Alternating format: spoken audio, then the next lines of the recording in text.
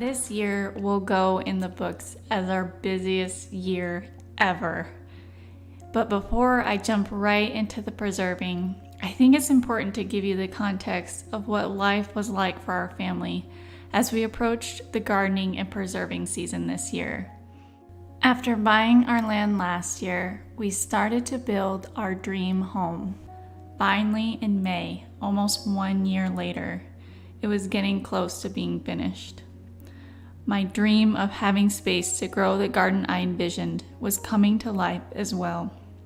We prepped and planted in our 10,000 square foot garden. And yet, at the end of May, several months after our builder had estimated our home to be complete, it still wasn't finished. We were forced to move out of our rental home and we camped in the barn, dirt floor and all, for over a month as we waited for our house to reach a livable state. Even though we could have stayed at family or friends' houses while we waited, we had a vision and a goal for this year: to grow and preserve a year's supply of vegetables and meat for our family. A goal like that takes a large amount of commitment and sacrifice. We knew if it was going to happen, we needed to live on our land. As we camped in the barn, we had no electricity, no kitchen, and no indoor plumbing. The barn roof was not as waterproof as we thought, and the first rainstorm we had soaked our tent, our clothes, and all of our sleeping bags. What we were grateful for was our family and being together, focused on one goal with very little distance. During that month, we learned to be creative. I would harvest vegetables, make a makeshift kitchen area outdoors, then prepare them for preserving. I also did a lot of fermenting during this time since it required no electricity.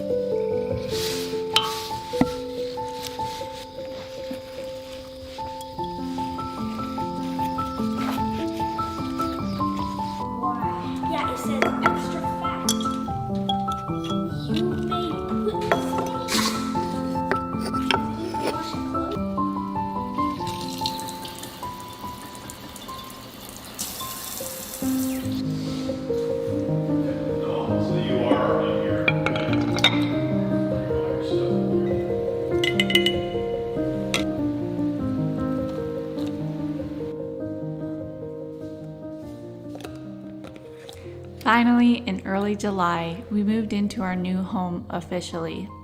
It was 5 months after our builder had estimated the completion date to be. Instead of being in winter as we had originally planned, our move-in happened during our busiest time of year. Luckily, the previous months of May and June were spent doing a lot more planting than preserving. We moved into our home just in time for the bulk of the preserving season to begin. Once the vegetables started to come, it never slowed down. But this was actually a huge blessing. Our hard work preparing, planting, watering, and weeding the garden started to pay off. With all the effort it takes to grow vegetables, we vowed not to let any go to waste. We preserved a little of our garden bounty every day. This is the secret to preserving a year's supply of food. You need to be consistent.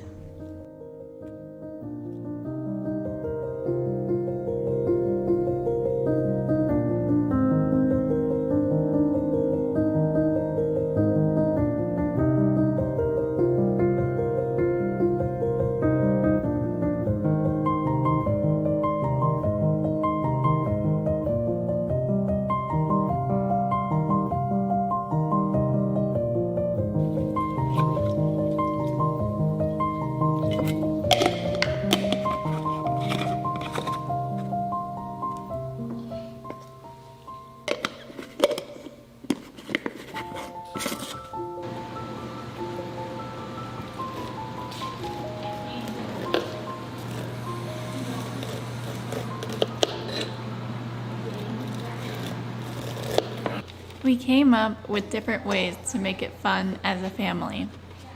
We would move a TV to the kitchen and watch a movie together as we worked. Sometimes we would just talk, and other times we would make it a game. Where's Dad going? You get ice? Anne, you want breakfast? Yeah. You know, for after. I've just been thinking, you know, when the villains finally do it. Doesn't it look like that? Onions. I know. But goggles don't work. It's because you already have the onion air right there. You gotta go put them on somewhere else.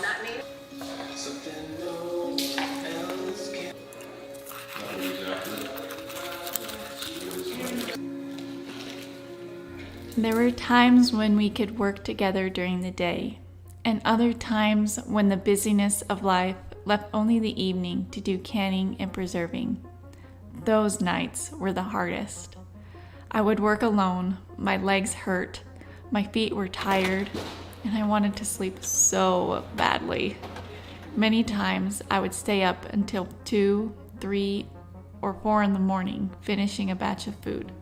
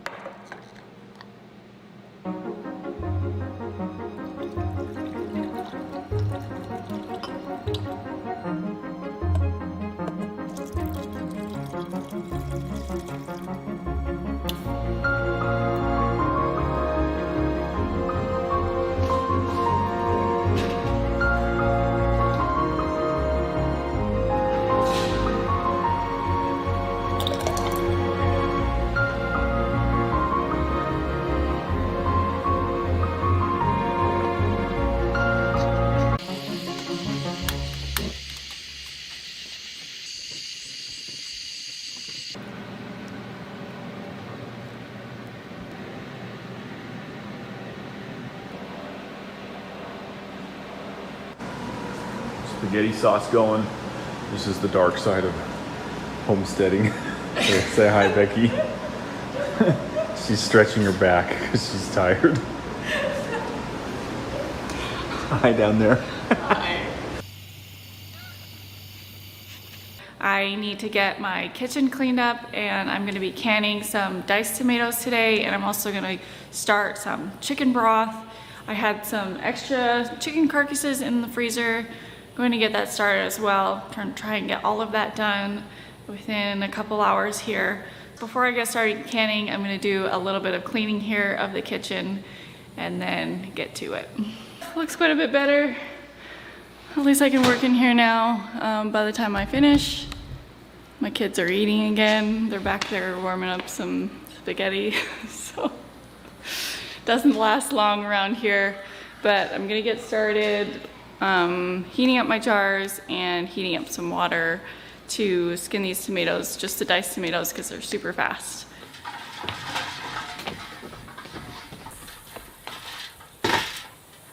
Yeah.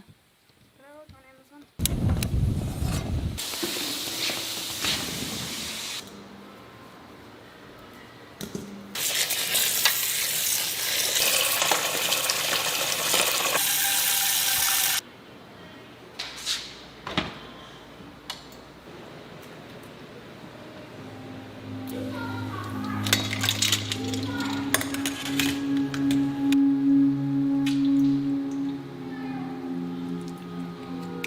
Wrapped up the diced tomatoes. I got them all peeled and skinned and chopped in the pot. Now I'm gonna go ahead and put them in the canner. Doing pressure canning on these. You can do either or, water bath or pressure canning. For either one of them, you always add some extra acid.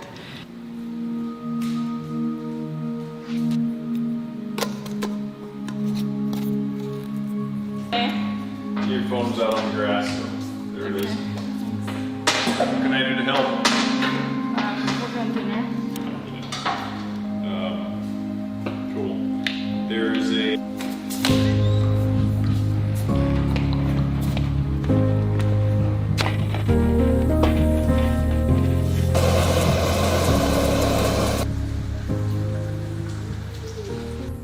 Frenzied preserving times were met with less busy times, and I would be able to catch up on sleep and get rejuvenated and motivated to do more.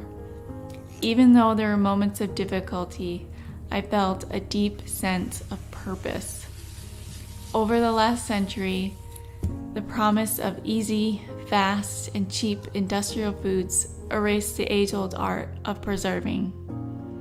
While cheap and fast food seem like a good thing to so many, we now see all the health problems that have followed the industrialization of the food we eat. Like so many others, my health declined from eating these heavily processed and chemical-laced foods. I was ignorant for a time, but grateful that I got woken up to the unhealthy food I was eating. I didn't want to let others control what I put in my body, and learned how to grow and preserve food over the last 15 years. Every year, as I learned more, grew more, and preserved more, I felt as though I was doing what I was intended to do. It's not easy to grow and preserve food, but many worthwhile things in life take patience and endless effort. Little by little, we are getting better at putting up food. We aren't perfect, and we haven't mastered growing everything we eat, but most of the fun and joy is in the journey, and I can't wait to see where that journey leads us next.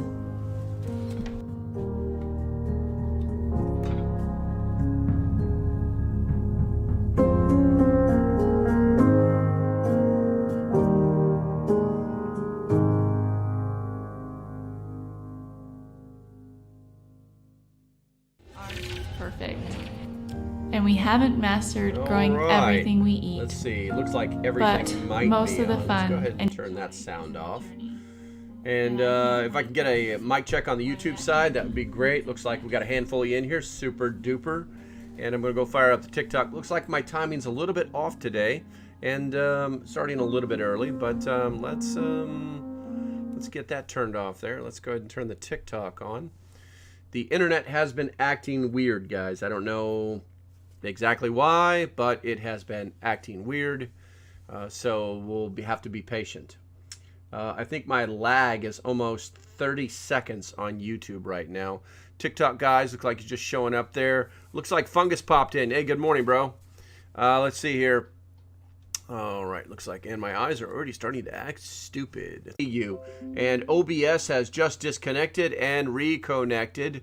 So yeah, there's all sorts of stuff going on here. Let's see here. OBS is acting up.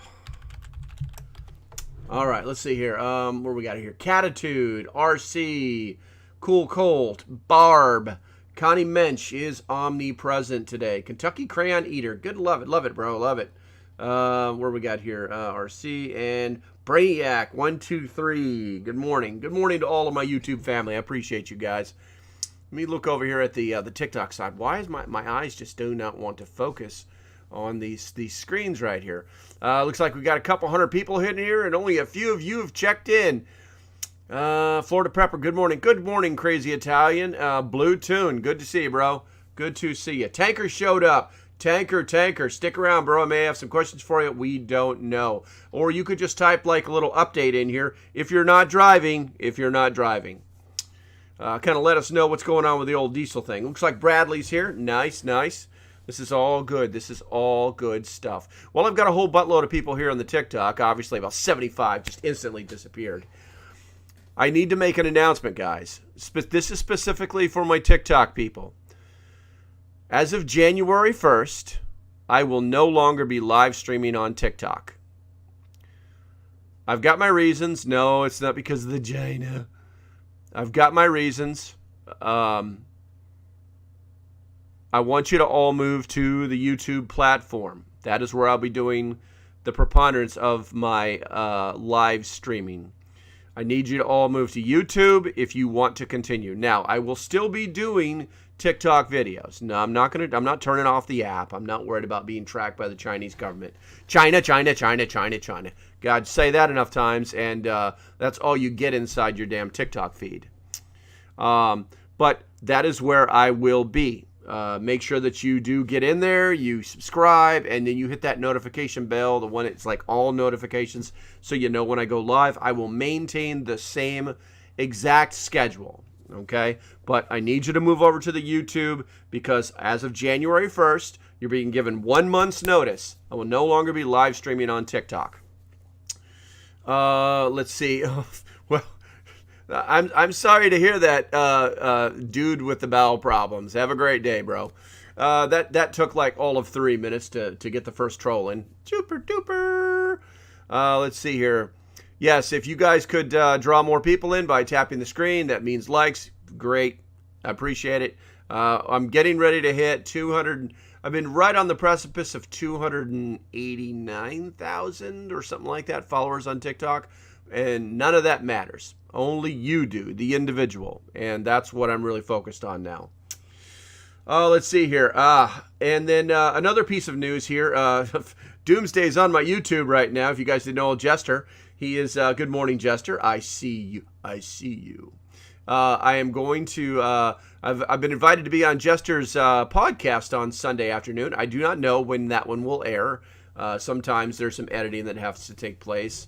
And some technical things, from time to time. But it's going to be interesting. It's going to be interesting. Jester has asked me to come on and talk about, I asked him what it was, and it was apocalyptic or apocalypse leadership. So I agreed to do it, and it's going to be interesting. Let's see here. Tapping nothing is happening. Jet noise, government control. I don't know. Are you guys, am I still 5x5 on YouTube, guys? Let me know, please. But let's see here. What do we got here? Tankers morning. Yeah, that's it. Yeah, also, Bradley brings that up. Thank you, Bradley. The YouTube algorithm is he's got this. We found a loophole. And what I need you to do is tap the like button on YouTube, tap it to take it off, and then tap it to turn it back on. And the algorithm goes, huh? What was that? What was that? And it's going to be a great help.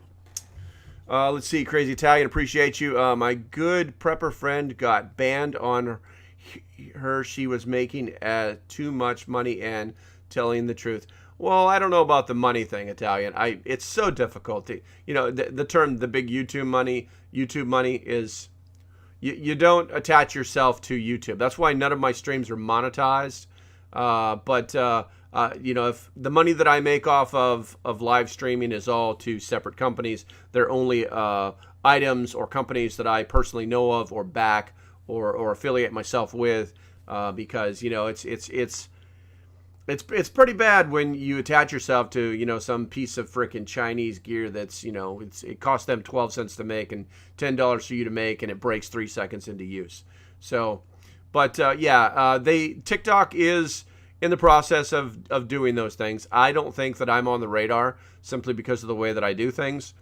What I would do is tap nothing is happening. Okay, like nice, gotcha. Thank you, Tina. I appreciate that. But like I said, TikTok is they're doing things, but that's not why I'm leaving. I'll be honest with you guys. The reason I'm leaving is because I think that TikTok it's full of bots. It's just full of freaking bots. This is a channel about preppers, the things that preppers do, the way that preppers think, and you can't tell me that there's 279,000 people out there that are following me or subscribing to my TikTok channel, and then a couple hundred show up, and then it always comes down to 50 or 60. I've had it up to about 100 at the end of the hour. It's just there's just some bull there. I also have if you guys are not familiar with the what is it? Clapper. It's a reasonably new app. Get it? Look me up. Local Prepper, all one word. I'll be doing some videos over there. But TikTok is not going to be the platform of choice anymore for live streams. They make it really easy, but it's also a little bit crazy too. Okay, so let's see. What's the first? This is supposed to be a 2-hour stream today.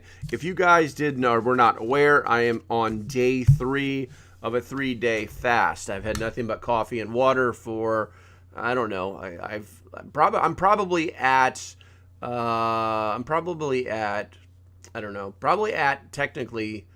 What is that? 24, 48, 72 hours without consuming any food. I am not a robot. You just got banned. Ban Hammer for deviant. No, devastat. Yeah, timing your live when people are at work. I'm not worried about it. People will listen to it while they work. They all have computers, and as long as I don't know, man. It is what it is. It is what it is. I could do lives at night, but I honestly don't think that the count would go up. I've been doing this for a long freaking time. This is like my 3rd or 4th YouTube / genre on social media, on live streaming. I used to be a pretty big time gamer, and hundreds of thousands of followers. And so, I'm not really concerned about timing for people who work. Listen to it while I drive. Exactly. And I think that's another thing that that TikTok really has a problem with is they don't make it easy for people to find your live streams that are technically there on their servers after you do a live stream. So it's a little bit of a kick in the balls. Whereas YouTube does it a little bit differently, and hopefully Clapper will do the same. Also, news on the podcast. I'll be doing more podcasts now that I will not be doing as much on TikTok. What's the subject? Doorknob. The subject is going to be multifaceted. It's never just one subject. This is not a podcast. This is the morning brief. It's in the title. But we will be talking about our little rail problem. We'll be talking about a little problem in China. We'll be talking about governmental overreach through the UN, the fact that New York City is going to start putting crazy people in the hospital, which is good but not good. We're going to talk about that too. What's your opinion on gold back money? I think Blue Tune. I think that gold backs are ingenious. The problem is they're only acceptable in a specific area. Now, if you live someplace that uses goldbacks, that accepts goldbacks, and it's common within multiple stores within your town, then hey, it's great. It's great. But if you don't, then whatever. You might as well just own gold. It doesn't really matter. So. I kind of see a problem with goldbacks too, because even though they do come in different, I'm not sure. I want to say commodities. That's not the right name. Even though they do come in different denominations, okay, now the vendor has to have goldbacks, and you have to have goldbacks. They have to be able to give you change, and I foresee a lot of rounding up. It's very reminiscent of the old westerns where, the guy would come into town to buy something, and he'd have a bag of gold nuggets, and he would walk into the town store and say, I want this, and he was like, right away, sir, and he'd run to the back, and he'd be like, that'll be such and such ounces, and you would take your little gold and drop it in his little scale, and Okay, there you go, and all your stuff went out, you know. I don't see that happening with goldbacks. It's just not feasible. So let's see. I think the real question with goldbacks is going to be, where can you use them?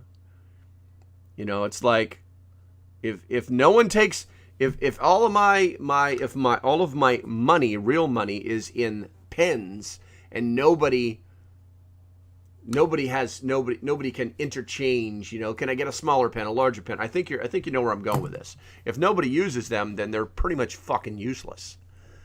So, Firelife, good to see you, bro. Let's see here. We should have stopped using pennies long ago. Well, I mean, it is what it is. It is. Is anyone from Ontario here? Star. I don't think we have one Canadian that pops in and out. But I don't think anybody is here in from Ontario. Here's what I would do. I would get in the Discord, go to the link in the description, find my link tree, and then go... I don't know if I put the Discord in there or not. If not, go to my website, localprepper.net, scroll down to Discord, and you will see it there, and then join that Discord. And then we actually have a couple Canadians in there too. Let's see... Driving, so just listening. Gotcha, Firelife. A lot of people do it. A lot of people here. Hey, good morning, Jay. Good to see you. Where are we at? Dog and Ball showed up. Nice, nice. Sorry, I'm late. Son is sick. I'm sick. You know, I've got to address this, guys. It's been, a lot of people don't know this, but I'm pretty into the community that we're building here, both on the Patreon, which is the paid side, and on the free Discord side.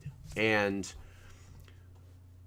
we have people that are really, really hurting right now, and it kind of affects me, but it's not going to slow me down. You know, we've got one that is, her son has Lyme's disease, and basically the hospital and the doctors would not listen to anything she had to say.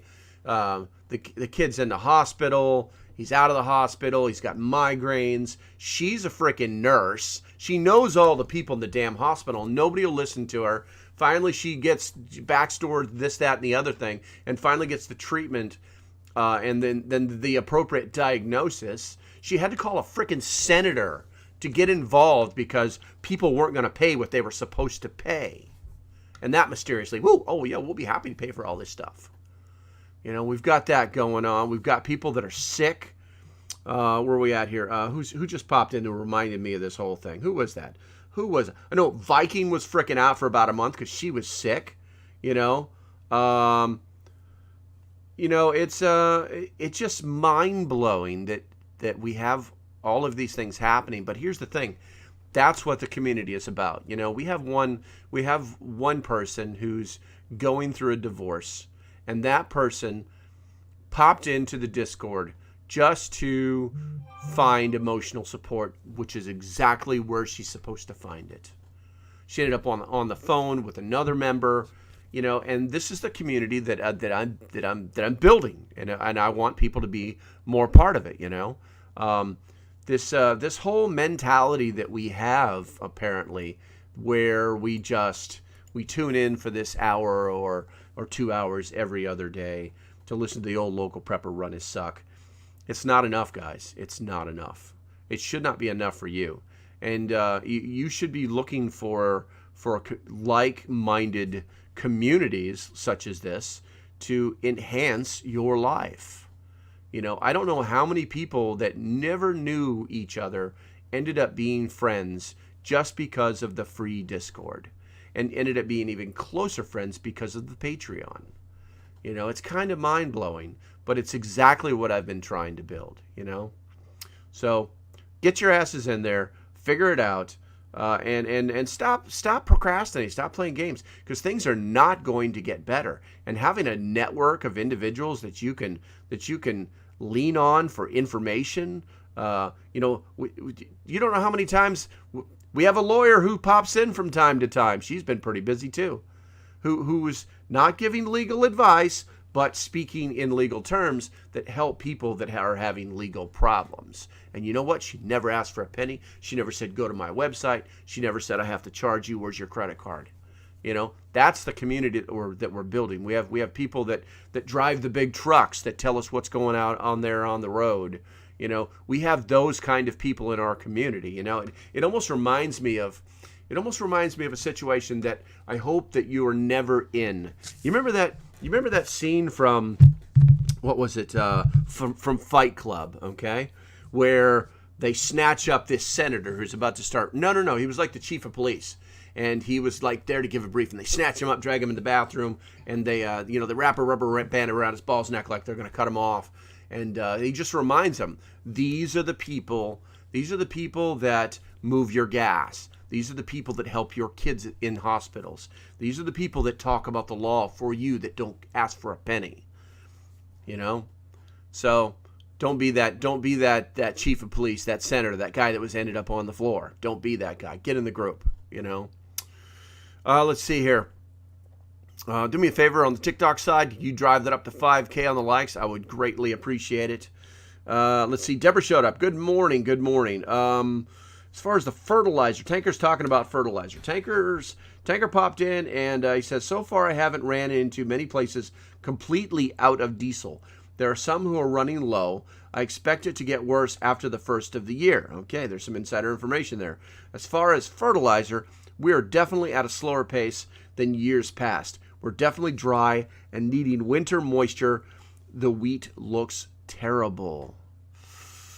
Yeah, I'm just going to let that one float for a little while if you guys know about me and the whole wheat subject. Let's see. Firelife says they're taking soil samples at the lab today. Soil samples for what, Firelife? Let's see. Catitude says we have one that can take you to jail and an attorney who will get you out. A nurse who will fix you and many therapists. Yes, the Patreon is full of subject matter experts. Do you know anything about the train protest? Retired vet U.S. Navy asks. We're going to talk about that a little bit. Now, I tell you what, let's go ahead and hit that right now. Boom, let's go ahead and push a button. And if you're on the TikTok side and not on the YouTube side, you cannot see my screen, but they can, so nanny boo-boo, get your ass to YouTube. All right, so this is the newest article out of Political. Basically, it says there's no path forward. Biden calls on Congress to avert rail strike. So what's basically happened, guys, is you still have, I believe it's, last week it was 2, I think it's 4 now that are not going to. Good morning, Deanna, good to see you. And yes, I saw you on the Patreon. I just don't have time to type good morning every time you do, but I do thank you for doing it. Let's see here. They're now, I think it's up to 4 of the unions, and it is all about these. It's not about union demands. Okay, see, it's kind of a double-edged sword. So let me help you out with this. I found this little dude right here, and let's see. Let's go ahead and push that button there.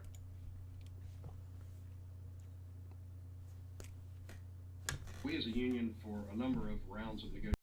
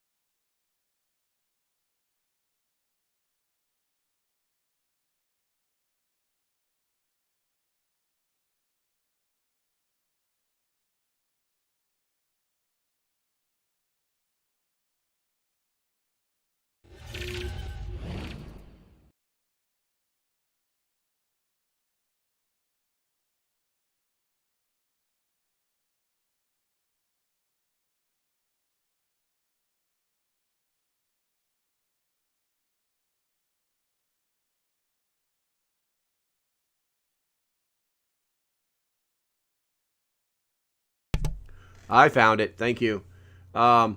what the gentleman was talking about, and I can't get back to it because I just closed the link like a dum-dum, and I also have my desktop sound turned off like I better turn that back on, is paid time off. That is one of the major sticking points. His voice is so quiet. I know. I talk like this. Also get a water for Grandma Bear. Absolutely. Go to the link in my bio. I sell them all. They're all reputable products. No Chinese crap here. Anyway, the sticking point for the rail system is actually pretty easy. I've never been in a job where you didn't have, and obviously I didn't work for a tiny mom and pop company, but health insurance that was reasonable, paid time off. It's called PTO. It's the time that you take off. Also sick leave or bereavement leave, or what is it? Basically, what is it? Was it pregnancy leave? There's another name for it, but I'm not familiar with it. It's not coming to my brain because I haven't eaten in 3 days. Anywho, and what these guys are doing is they're saying, listen, guys, we pay you guys a lot of money. There was one article that said that rail workers make about $180,000 a year, but I don't believe that for a second. This is almost like slavery. Yes, maternity. Thank you very much. Thank you. Maternity leave. And so they're not offering these guys anything. They just take, here's the money, and you're on call 365 days a year, and if you take any time off, then you're going to be seen as less of an employee that we want to keep around. When the cuts come, maybe you got to go. They have this system, and so they're fighting to get rid of that system, which seems to be actually happening.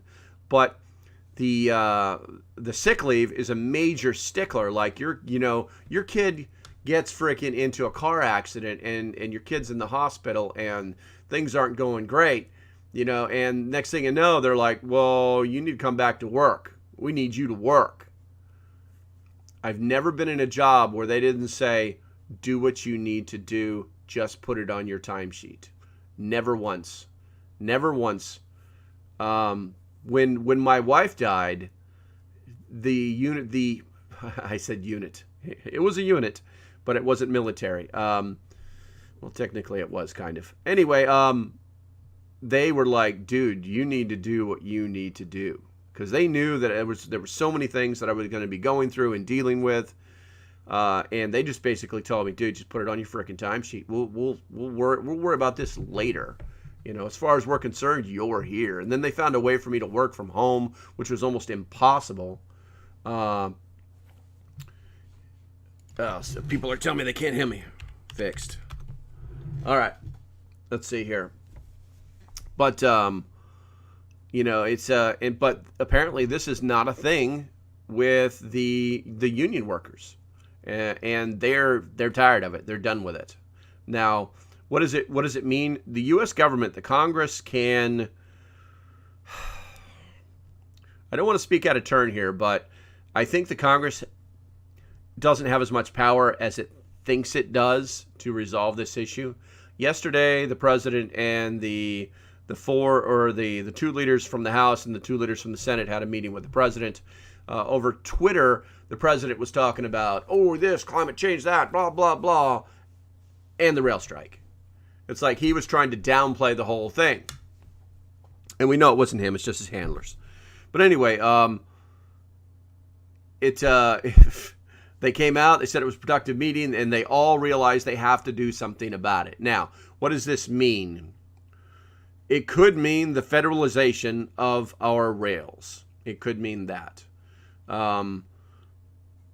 Which could be great for the rail workers, but it would be absolutely awful for the rail companies and the rail shareholders. And if you're a shareholder of stock for a rail company and you get a sniff, you start hearing little birds talking about federalization of the rail system, then you might just take all your money out of the rails. And that's what will probably happen. Now, if they say they have the power. The Congress has said that numerous articles have said that the Congress has the power to intervene and do different things because they have this this council set up because this rail problem is not 3 years, but about 10 years old. They've kicked this can down the road too long, and now this is what's happened. So they're saying that these articles say that they have the power, but now Congress is going to put a bill in this week to try and fix this problem. So if they have the power, why do they need to put a bill in? So it's still up in the air as to what it means. I'm sure that people way smarter than me will do the political analysis of it and determine whether it is a federal takeover or maybe it's a law that requires rail companies to provide this, that, and the other thing, and that will take care of the union's requirements. It could literally take care of the requirements just like that.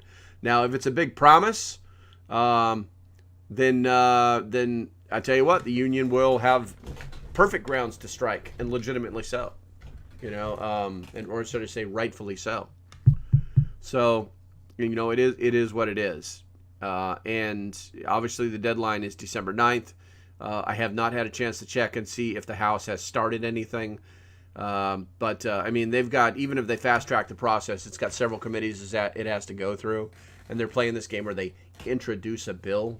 Let's see here. What is today? Today's the 30th. So they would literally have 1, 2, 3, 4, 5, 6, 7, 8, 9, 8 or 9 days to rectify this problem. And we're not talking about working days. Those are actual weekdays. So those are things that dude, it is what it is. It is what it is. Let's see here. This whole thing is off the rails. Good morning, Chris. Let's see. Star typed some stuff in here. I also live 50 feet from 2 main tracks. I love trains, more trains. Products 3 weeks ago. Huge amount of military equipment went by. Hicktown Honey. Good morning. Hubby said it's in their contract that they cannot strike. I told him that doesn't stop organized people. He said they would lose their jobs. I told him that would delay everything even longer. Yeah, it's a big quagmire. Everything. You've got all these different things like bumping into each other in these contracts and the unions and the government and the overall needs of the nation. He could pull a fucking Reagan. Old Biden could pull a Reagan and say, this is now a national emergency. I now exercise my emergency powers under, this particular document that I've signed. Man, my brain is not firing on all cylinders right now. Executive order. They could be, writing up an executive order right now that literally basically says that you will do this, and here's the emergency powers until something can take place or the Congress can fix this. So it's very possible. There's still a lot of variables that are in play right now. There's no definitive way to figure it out. The easiest solution is that the companies go, okay, fine, you guys can have time off. All right, okay, and then this all goes away. So, and that is possible too, Let's see here.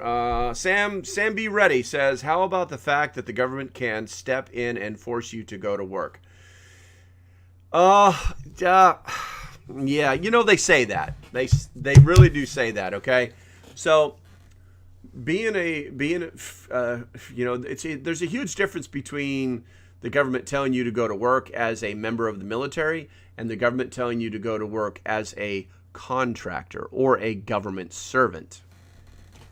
So here in the real world, you don't show up to work, they can fire you. It's that easy. So them ordering you to work, I don't think there's enough cops on the planet I think there's about 4 million government employees, but that's just off the top of my head. I don't think there's enough brown suiters out there or brown shirts to come to my door and tell me I'm going to come to work. There were many times where I was told you will go to work as a government contractor. And there were a few times where I said, no, I won't. And here's why. And I'll see you in court. And they went, whoa, whoa, whoa, whoa, whoa. Okay, hold on. What are you talking about? Okay. No one's going to force anybody to go to work unless they want to keep their jobs. It's that easy. And we're going to leave that one there. When the government takes control of production and workers, it has a name. Yes, it's called communism. It's called socialism. It's called Marxism. There's all sorts of failed names that we could call it. Rick. So absolutely true. Let's see here. When one cylinder is not firing, you have 11 others. Damn, I'm a 12 cylinder. That's like a Viper engine, dude. Let's see here. You have 12 shot, and I must be robbed because I feel like I'm running on 3 at best. Who owns the railroad tracks anyway? The government are they government property? No, they're the company of the rail companies. Just like Monopoly, you know, you got the railroads. There are rail companies. So RC says CBDC will replace government enforcement. Unfortunately, I believe that you are right. It's very, very, very scary. We already live in a country where the government has control of our lives. It's almost like if you don't realize it, you're living in a dream. Our freedoms have been degraded over a period of years. And it's happened because we let it happen. Because, you know, we just like, oh, okay, not a big deal. That's not a big deal. That's necessary. Oh, that's not a big deal. That's necessary. Oh, yeah. And next thing you know, you're in a box. And you're going, what just happened? So, yeah, that's an issue. Doug showed up. Good morning, Doug. Richard Jackson. I hope they don't run. I hope they don't run on diesel. Yeah. See, the problem is, and Tyler, give me a second. And the problem is, so it's almost like that self-perpetuating ideology that, or it's not even ideology. It's so. Let me just explain it to you, because once again, the brain is not working. So. We don't make enough diesel. The trains move the diesel. The trains run on diesel. The trucks that take the diesel off the trains run on diesel. The trucks move the diesel. The diesel trucks use the diesel. You see the problem? I hope so. I hope so. They're talking about a food shortage if the trucks can't move stuff. Because the trains can't move the diesel. They can't make the diesel, but the trains can't move the diesel. And so because the trains can't move the diesels, the trucks don't have diesel. And if the trucks don't move, then the food doesn't move. Yeah. So this is a very serious thing. I'm very surprised that more information is not being passed via all of either social media or the mainstream medias, because the problem is very, very, very serious, guys. This problem is more serious than the economic collapse that's probably right around the corner. It's probably more serious than the recession that we're in. It's probably more serious than the depression that we may be going into. You know, if I were you guys, you know, I'm not joking. You guys need to get your asses in gear and procure food. Food. You know, I got this thing. So if you don't know that I actually sell My Patriot Supply, also known as Ready Hour Food. And I got this email saying, hey, you know, basically we're knocking all this money off. And you should. This is how you should sell it. And I was like, I don't even want to do this. But then I started thinking to myself, if you got in your car right now and you took your ass to the local store and you bought all the food that you thought you would need, it wouldn't be enough. It wouldn't be enough. You'd need to buy enough for you, your family, your dog. I mean, everybody, right? For at least 3 frickin' months. And right now, the fastest way to do that is through these different companies like My Patriot Supply, Ready Hour, that I sponsor. I'm sorry, that I don't sponsor. I affiliate with, because they have the best tasting food, is what it comes down to. And that's the fastest way to get the damn food. So right now you have, so what I say, we have 8 or 9 days. So in 8 or 9 days, how many trips to Walmart is it going to take you to buy 3 months worth of food for you and your family? Or you can get online. Link in the bio. Scroll down. There it is. It's called Ready Hour, My Patriot Supply. I will leave it right there. I'll leave it right there. Because somebody put something right up here. Rick says, if you're not stocked up, you are late. Yeah. It's a thing. It's a real thing. Hey, Jim, good morning. And Tyler says, my nice Jackery. There's actually 2 of them back there. Those are the Jackery 240s. If you guys didn't know this, were some massive sales during that whole Black Friday, Black Monday. And they were selling the Jackery, the 300 for like $200, which is unbelievable. The industry standard is normally $1 per watt. And maybe another couple hundred on top of that for solar panels with that wattage. Yeah, it's pretty interesting that if you're interested in that stuff, and link in the bio, bro, go take it down to Jackery, unless you want to buy 1,000, you know. What's your favorite pepper? Gundam. Oh, nice. Gundam. I like it. I get it, dude. I get it.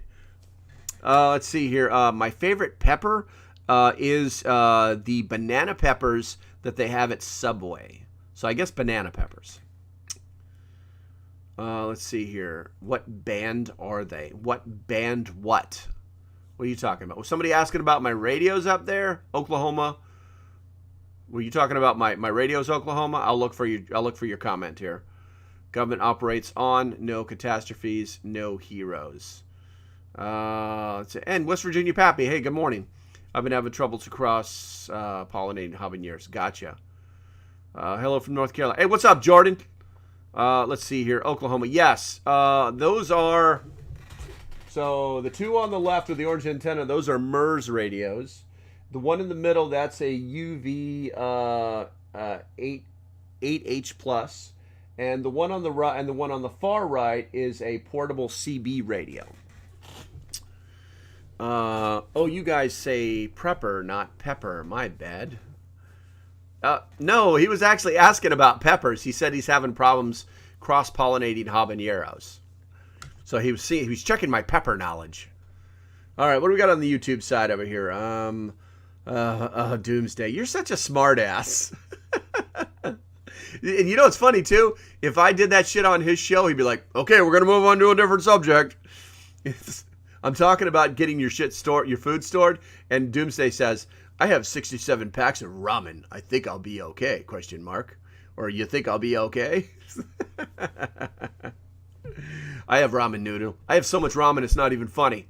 Matter of fact, I need to get the ramen out of the packaging, because that packaging degrades. It disintegrates. He definitely is a smartass. RC says. RC, your comment is approved. Oh man, wait a minute here. You deleted the message? Did I push the wrong button? View deleted message. I'm gonna view that deleted message. He's definitely a smart. I'm sorry, RC. I pushed the wrong button. RC says he's definitely a smartass. One solar flare and all your electronics behind you are trash. Well, that's why I have other ones inside of my Faraday cage. But I'm good on you, Mr. 100 Octane. I'm good on you. I got my eye on you, bro. I've got my eye on you. Those are there because I actually use them. And oh, by the way, you missed the. It's hidden by my Russian flask. That's actually a real Russian from the CCCP from the 80s, brosif. Behind that is my NOAA radio that is wind up and battery powered. What about converting vehicles to propane? Retired Navy guy. I don't know. Well, the cost of propane is going up, so that's an issue. But propane also burns very, very clean. And from what I'm told by some of my group subject matter experts, it's 4 times more efficient. So maybe not. I couldn't tell you, bro. But I can tell you that it's not a bad idea. A lot of cities do it. Let's see here. Propane ships with diesel. It's true. What's this fancy tube square thing in the background? Fancy tube square. Dude, you don't know what that is? See, that's what I'm saying, man. Jester, you got to pay attention, dude. You got to be like... Anyway, that's a cat house. That's where the cat goes and hides. But she hasn't been doing that lately. She used to love that cube. It's just a place for her to go inside and go to sleep. Once she discovered she could sleep on the couch, she hasn't been in it since. Obtaining propane will be the problem. Yes, obtaining it later on will be the problem. Obtaining it now is not a problem. The price of it is the problem. In fact, propane stores for like forever. Take care of the container. So you might actually have a valid fuel source there. Let's see. Smart having a collection in a Faraday cage. Make a Faraday cage. 6 gallon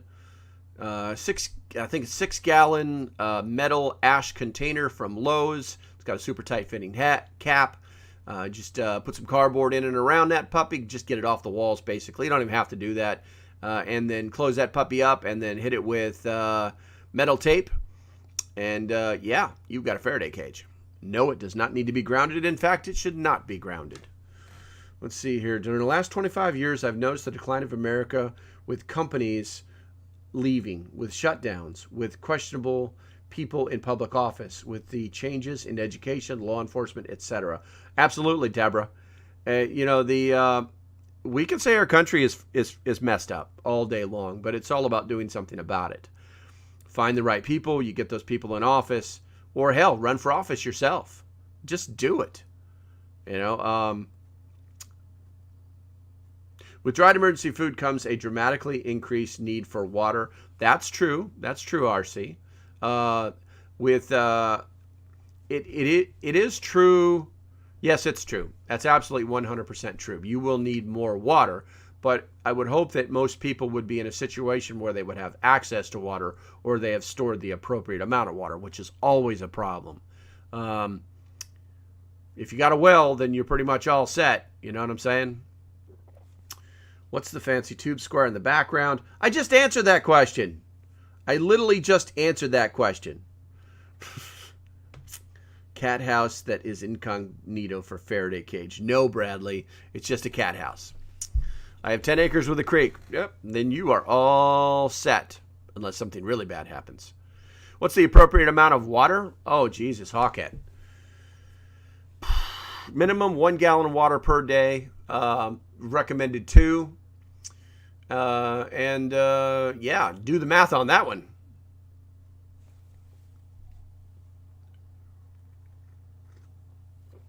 Okay, so let's go ahead and move on to another subject. We're edging up on the first hour. I do have a video for you, but it's not as long as normal. Let's see what we got here. You know what? I'm just going to push that button and see what happens. Let's see what happens. And for the TikTok. Well, we have bank runs, bankruptcies, and BS. Cue the fire. That would be the BS. Anything government official-wise, that's usually BS. Hey, remember, also we have things that are triggering global chaos, but I will get to the good news in a moment. Remember we were trying to figure out, so why do they want to double the size of the IRS? Oh, I figured that out, Jimmy. IRS forces gig workers. That means if you have a lemonade stand, or you walk a dog, or you drive a car, if you make anything above $600 for the whole year, or if your sister gives you $600 Venmo, or which would be about $1.50 or $1.64 a day. If you're making more than that, make sure you report to the IRS. Otherwise, that is tax evasion and you go to jail. Now, if you create a big, gigantic Ponzi scheme in crypto, Well, then you could like live in the Bahamas or something. Coming in from breaking news, the Fed. Hey, did you guys see their balance sheet? Look at. Oh, is it over there? It's that way. Yes, I'm sorry. I moved myself over here for you so you can see my big black thing. Look all the way over there. See that blue line that's going to infinity and down below? Yes, that is how much they're making. See, above the black line, they're making money, sending it over the Treasury. Below, that would be insolvent.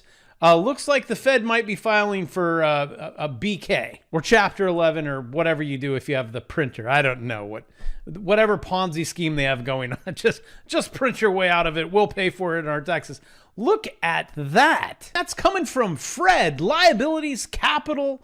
You know, when you have capital and you have liabilities, you have earnings. See, not so much earning over there. Earning nothing. I mean, look how bad this is. Coming in from Reuters, who I hate their banner. Hey Reuters, can you just stick it? You like where I can't read anything. You cover everything. Fed on track. You know what? I know how to fix it.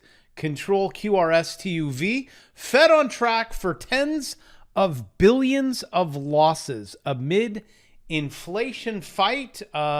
Basically destroying the system that they are building, which is confusing for me. Like, you guys don't have to do this. Even like El Aaron, did I say it? Mohammed El Aaron. He's just, I guess Jerome's going to go down with the ship. All right, Captain. Fed is losing billions, wiping out profits. That's fun spending, right? You want stimmy? Let's create bonds, right? That's just how this whole system works. You want these things? I think they could just probably print these. That's nothing. These things that sound like money, it's probably why they call them sound money. This, you can't really print. Make sure you get some. Fed is losing billions, wiping out profits that fund spending so you can go do your thing, and GDP goes up. The magical crystal meth that they use to get that thing going, crystal banks, central banks around the world paying more in interest. So, well, I'm kind of shocked, too, that they've let it go on for this long. Governments may need to make up holes at central banks. You know what I'd like? Wouldn't it be nice? Mohammed, you'd probably agree with me. I like your stash. That's nice. You know what's better, the stash or the brows? They work together. But I always taught my high school kids in business, I said, if they ever start, shaking hands up there, that's when you have to like separate them. But Mohammed is saying Fed would only pivot over financial stability. And I'm going to show you in this video that they've already created a complete disaster. Well, okay, let me paint a picture. You have a forest, okay? You allow the forest to go dry. That's not good. Imagine, there's no agua anywhere. It's like California. It is just desert. And you're sitting there and you're holding the match. And you throw the match. We're at that throw the match stage. And really quickly, there will be a forest fire. And you want to know the only one who could put it out? A cartoon character like Johnny Bravo. Just snaps his fingers. It's completely gone. But you've just started to witness it. There's no one to put it out. This thing's going to rage. We have inverted yield curves worldwide that you have never seen. Never, ever, ever, ever, never. And also, this is going to affect your equity market, your stock market, the risk on market, and it could be 15 years, 20 years of a bear market. So hopefully you guys have your life preservers on, but rapidly mounting red ink. See, they're in the red. You want to be in the black. They're in the red. They're losing money. They're losing, and I could be wrong, but I believe we're close to $1 trillion. Red ink at the Federal Reserve, and many peers risk becoming more than just an accounting oddity. Where is this happening, do you ask? Right there. Next line, the bond market. That is what controls the entire world. The entire world is just government saying, hey, I got a sheet of paper. On that sheet of paper, we're going to write the word bond. Anyone want to buy the bond? Huh? Hey, how about you, banks? The banks say, sure, we will. Actually, it comes over here, right? Out of this way, yes, we will buy those bonds with our customers' deposits. Oh, that's great. So then they take your money, they buy the bonds, and they just keep this circle jerk going round and round. But Bravo, I don't get it. You're saying it's all so bad, but the market went up today. Did it? Nah, it's flat. Global yield curve inverts in signal a recession is brewing. Excuse me while I laugh. Look where we're at. All the way back to forever. I see nothing. Actually, maybe this of a previous photo. Please. Really? How does this have anything to do with the yield curve? Global yield curve. So I guess that's what a global yield curve looks like. Some dude with a backpack. But Bravo, with all of this bad news, how bad is it going to be? Really? I don't know. 15 years? 20? 30? Your whole life? I don't know. Just trade it. It's okay going down. You make money going down. It's okay going up. You make money going up. Don't be don't be Chad who just tries to find a bottom. And this is coming in from Market Watch. A recession, yay, akin to 1969, 1970 awaits. U.S. next year. And as The Economist writes, while economic momentum has protected, really? Come on. I don't think giving people $10 trillion to fracking go out there and buy Vizio 32-inch TVs. You got to put that all the way over the nose, ma'am. That's not improperly worn. Guys, come on. We've kicked the can. It's full. It's stuffed. Santa can't even lift this thing. But The Economist says what's around the bend in 2023 is the bigger worry. Yeah, you think? Wow, looks like everyone is buying TVs. Look, they're buying TVs. They're buying TVs. That's some wisdom there. The economy, kaput. Since we're speaking, since we're speaking German, nothing. Nine. No economy, no fixing this thing. But just be on the right side of the trade. Look, Douchey Bank recently forecasting a further 25% tumble for major indices from current levels. Great. So you would think, hey, this is a great time to short Deutsche Bank. It's actually not. It's probably a good time to buy it. Crazy. You should look at the charts. Learn the charts. Deutsche Bank also was among the first major banks to forecast a U.S. recession. That would be me. These are just obvious. Come on. But the ranks of recessionary forecasts have been growing steadily. Really? I mean, a 3-year-old could have figured this out. But Bravo, that is not true. A 3-year-old couldn't have figured it out because I walk down the street. I see help wanted. Come on. Look at all these jobs. Yes, those are jobs that you can't even survive in your mom's basement. But you don't have to look to Fed Chair Powell's speech. Try to say that 5 times. Tough.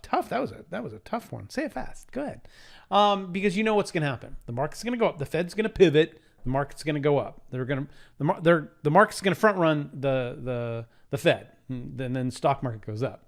But then it's going to crash by 53%. And I don't know how long. I don't know. It could be, could last for 5 years, 10 years, 15, 20 million, a quadrillion. I don't know. So don't just again time. And also make sure if you make more than $1.64, whatever it is a day, that you give all those new IRS agents the money that they well deserve. And I will see you tomorrow because I work every day of my life. Tomorrow's a good video. I'm already right. All right, looks like we're back on. Let's see here. What the fucking? You showed up. Good to go. And so I literally just took one of these out, and these are Penny's favorite treats in the whole world. This is crack. I don't know what you can see on the YouTube side. She's coming in on me right now. She is like almost on my desk. She wants this so bad. Come here. You want this? You want this? Come here. Come and get it. Come here. Come. You can.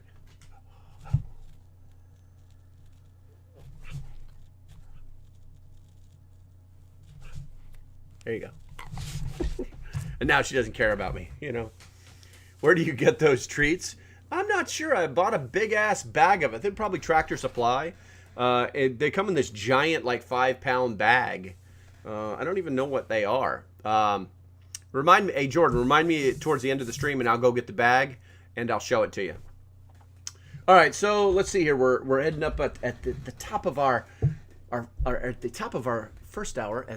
We're at the top of our second hour. Ooh, yeah. Okay. So let's go ahead and switch this over real quick. And yes. So we briefly talked about this during the intro this morning. And so New York City, I don't know that they are pig ears. I don't know what they seem a little bit denser. Like I said, I'll go get the bag at the end of this woodwork. Anyway, so New York City is going to start putting the mentally ill homeless in hospitals involuntarily. Now, I honestly believe that this is the right thing to do, but it's also the wrong thing to do. Years ago, we had mental institutions, and we had mental institutions because we had mentally ill people walking the streets.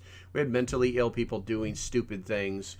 We had people that were mentally ill and nobody knew how to treat them.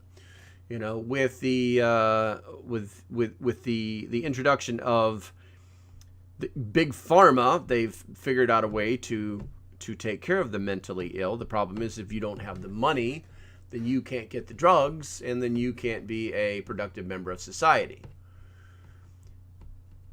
It's difficult because nobody really wants anybody to be involuntarily removed from society. But the truth is we have a lot of mentally ill people here in the world, and there's a good chunk of them that, I mean, just most of them vote blue, unfortunately. But the ones that really need help are not getting any of that help. They closed down almost all of our mental institutions. There's actually very few of them. What is that? What's that, Rick? Who is the judge on what's mentally ill? Rumor has it owning a gun or believing in God is... Oh, that's bullshit, Rick. Shut up.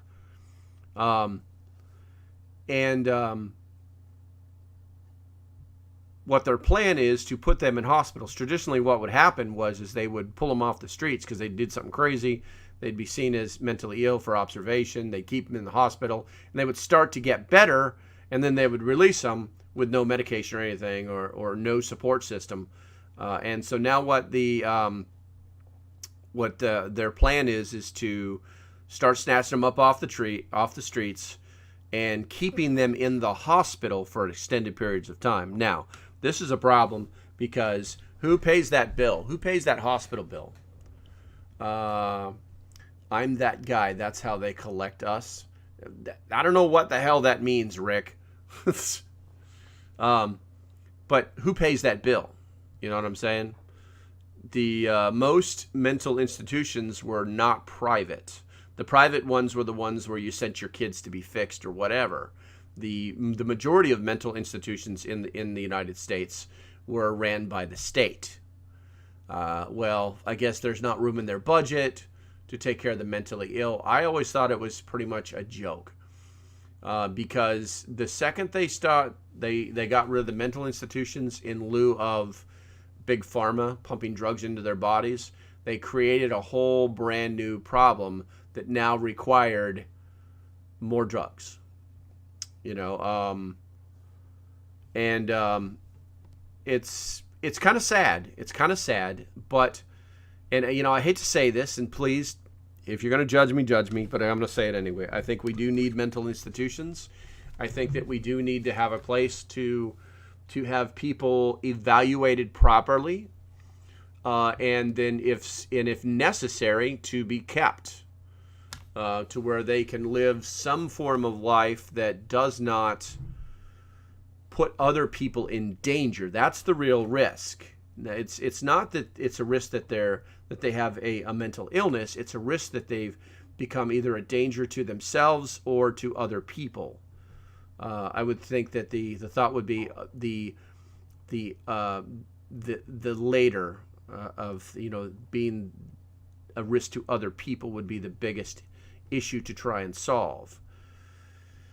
And like I said, they're going to start trying to do it in New York. Will it spread to the bigger cities? Who knows? But I honestly believe that states should have mental institutions, and so that they can take care of the mentally ill. So let's see. Bring back the nut house. I agree, especially if they're a risk to themselves or others. Exactly, Jordan. My son, it don't need to be jail cause. Yeah, and Captain Greg, you're absolutely right. See, here's the thing. Your son's not out wandering the streets with a mental illness that he can't control, and eventually finding him in a situation that could put someone else or himself in danger. So your particular situation is quite different than the one we're speaking about. Grammy says, I agree with them bringing back mental institution. The problem I have, if the judge is crooked and is, I guess there's a finishing there. Let's get his like. Oh, thank you very much. Yeah, everybody can get my likes at 10,000. That'd be great. There's only 38 of you in here that are not bots. You could do it. Used to work corrections. So many mental disturbed people here. Absolutely. What the fucking? What the fraggin'? Absolutely. There's a lot of mentally disturbed people. They intermingle in regular society now like it's cool, and you know, we might just see some things get done. We might start seeing some things stop that have been happening if we focus on the mentally ill. All right, let's see here. Hicktown Honey. Canada is also calling people who don't want the thing mentally ill. Yeah, of course they are. Canada's an all-out frickin' socialist state now, guys. If you didn't know that, Canada is doing some unbelievable stuff. They're trying. It's not a matter of them trying to shut down free speech now. They're trying to silence people who speak up about anything. You know. I don't think it'll work. I don't think that old Mr. Trudeau is going to get the dystopian society that he's fighting so hard to get. And I think that what will probably happen in Canada will happen there before it happens here, where people will just start stringing these people up. They'll just go and say, okay, you're done. Go away now, or it's going to get really bad for you. Go away now. You're done.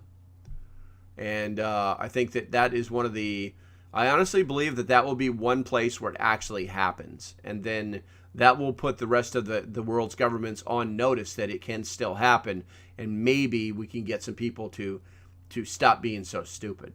So, eating healthy too. Oh, Tifgog, that's great. I think that's great, man. 60% are on antidepressant meds. I would believe that. You know, but I also believe that that has a lot to do with their upbringing. You know what? So, depression's a real thing. I have struggled with bouts of depression in the past, and then I just come out of it. I can say I've never been what they would call clinically depressed, requiring medication. And so, God damn it, this is a touchy story.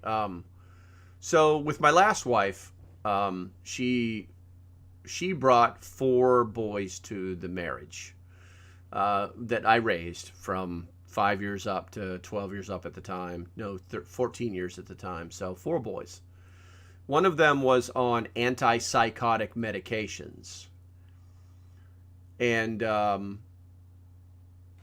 he just was in la la land when he was on these things. He was more malleable to living in the house. And what I discovered with him, and I'm not a medical professional, so do not take my medical advice, because it's not medical advice, it's just life experience. What I found with him was that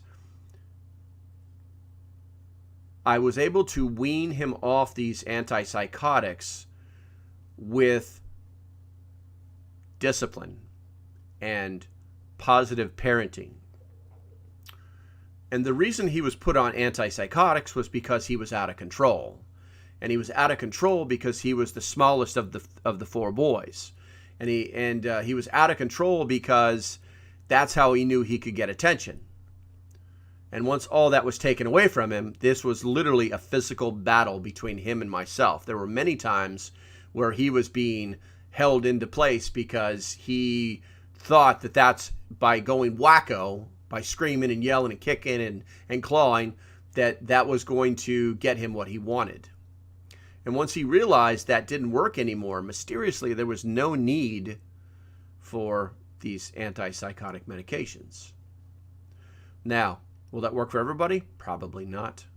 But that's what worked for me.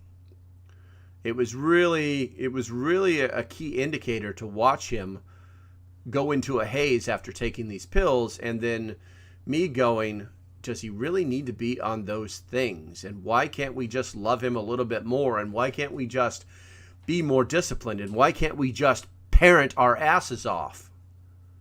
And that worked. Mysteriously, the entire household changed after this happened. And they all stopped being crazy-ass kids and started to realize that the world doesn't spin around them. So I guess the moral of the story is that if 60% of Americans are on antipsychotics, my bet is that most of them don't need to be on antipsychotics because they're not psychotic. Because they're not in depression, they just need their family. Or a group that they can call their family. So, let's see here. What do we got here? Psychotics were hallucinogenics. Lots of chat there. What do we got on the YouTube side? Outdoor Ally. There you go. I don't think I've ever seen you in here. Welcome, bro. If you have mental issues but are not a danger to others, all's good. Different when you are family at risk of absolutely. I worked in the field for 10 years. This should be interesting. I'm going to take a sip of coffee. You see what I'm saying? The community that I'm building, that we are building, is full of subject matter experts. So get your asses in there. Get your ass in the free Discord. Go find the link. Link's in the bio. Go to my webpage, localprepper.net. Scroll down to Discord. Click. You're there. Take 10 seconds out of your day. Make a profile. Be part of the community. All right. So I'm not even going to say your name here. Where are we at here? People are punished for not following. Where are we at here? I worked in the field for 10 years. Small private households with staffs are better for less abuse and misuse. But that is what I saw. Absolutely. Yes, I used to work with some fosters and foster children and foster parents. And what I found was that as long as they weren't in it for the money, then the kids did much better regardless of their mental state. Let's see here.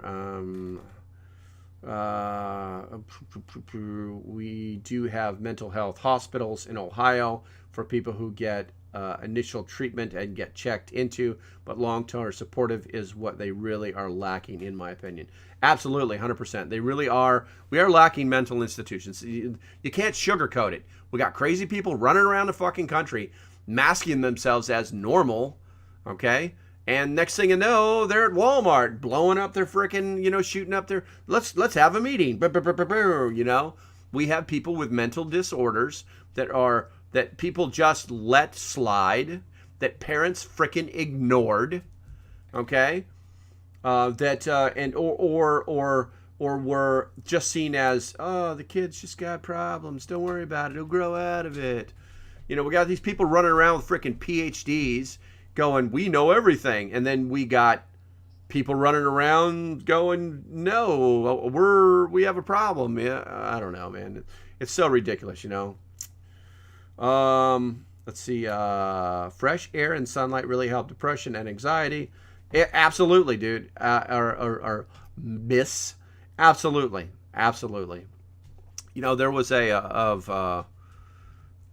I do a lot of reading when I'm not doing all this crazy shit, and I do a lot of study on leadership and intelligence and human interactivity, and basically what's happened over the last 2 years with that thing we cannot speak about is that our children are now spending more time alone, or were, now that the schools are back open, but we're spending more time alone than any other time in human history. That's a problem, because children need human interaction. They need social stimulus. They need to interact with other human beings so that they can be that well-rounded, well-adjusted human being. Otherwise, they turn into nutbags. Otherwise, they rely on their dopamine, their daily dose of dopamine, to come from their frickin' phones.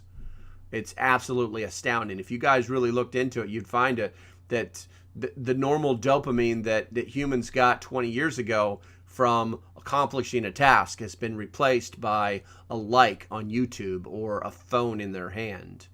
You know, it's absolutely crazy how we've come so far technologically, but gotten so much worse evolutionary wise. You know, it's kind of mind blowing. Okay, let's see here. Looks like you guys got me to 10K. I appreciate that. If you guys are popping into the YouTube, do me a favor. Make sure you do that trick for me. You hit that thumbs up button. You take it off. You put it back on. Let the algorithm know that we're here.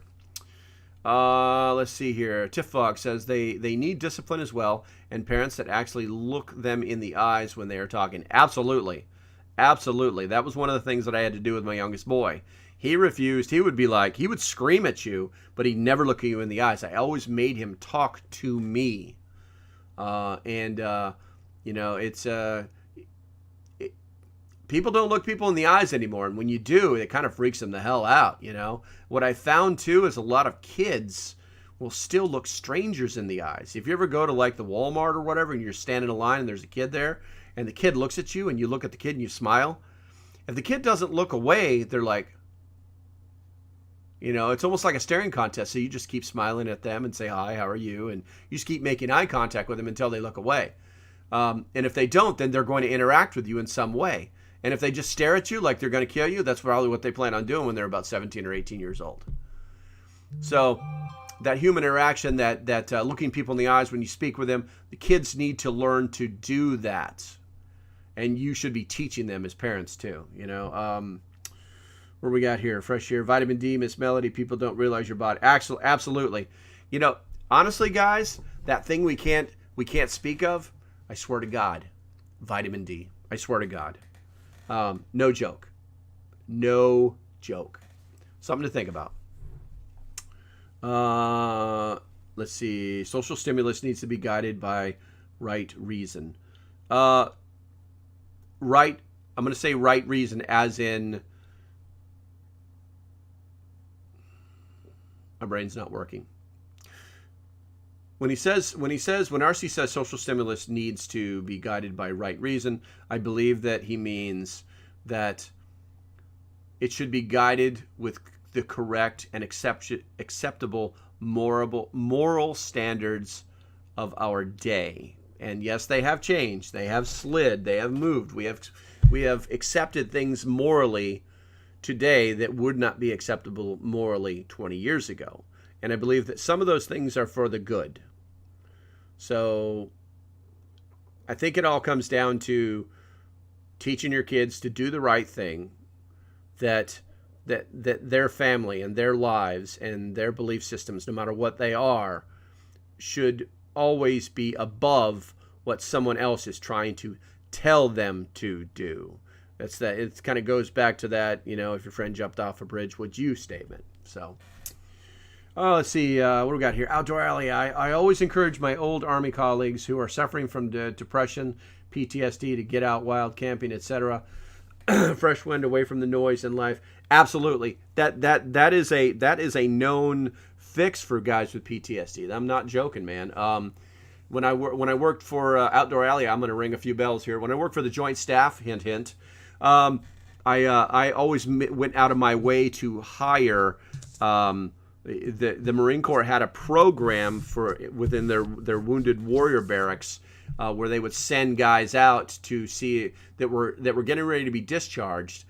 That would send them out to work under government contracts as interns, and the military would just keep paying their salary and everything while they did this until they went over. And then at that time, if you decided to take them on, you could take them on right after they were discharged. But anyway, I always hired dudes that had PTSD, that were probably like level 2, level 3 tops, and they brought their problems. But here's the thing. As someone who had been through the same things that they had been through and dealt with them years ago, and back then we didn't have we didn't know what PTSD was back then. Jesus Christ, man.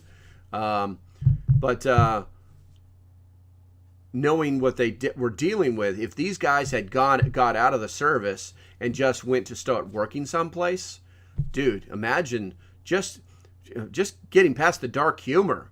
would be a struggle for a civilian organization. So I always tried to hire as many as I could to give them a job, teach them how to do it, make them really, really good at it with that mentality that if I took one between the eyes today, could you take over for me? And they understood that. So giving them that room to flourish is really, really important, I believe. Let's see here. No guns sold in Canada soon. I believe it. They've been working on that forever. I think they just passed a law recently that they've stopped pistol sales. And now they're working on a list of banned guns that make no sense because literally the guns that they're trying to ban guns based on the amount of ammunition or magazine that it uses. But then they find out that their indigenous people use a specific type of rifle. You know what I'm saying? And it's, oh, we didn't think of that. Oh, no, we thought, yeah, we'll talk about that later. So, I miss the dark humor. Most of the videos don't get. Exactly. Let's see here. Yes, outdoors, we need to ground ourselves regularly. Yes, Hicktown. You know, you really should do it. If you guys have been around long enough, you know that I love to camp. And I used to camp like every weekend. You know, with things the way they are now, I don't really do that as much as I'd like to. But getting basically prepping took over is what happened, guys. That and a move and some other situations changed.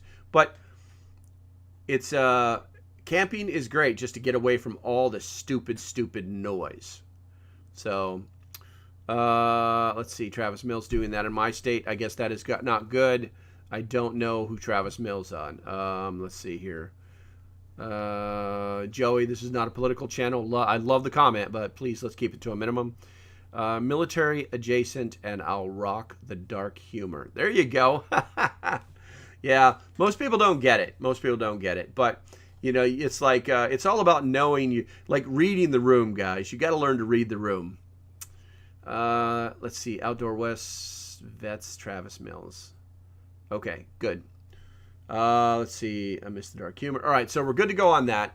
Let's see what else we got here. We got another 45 minutes. My eyes are starting to get stupid.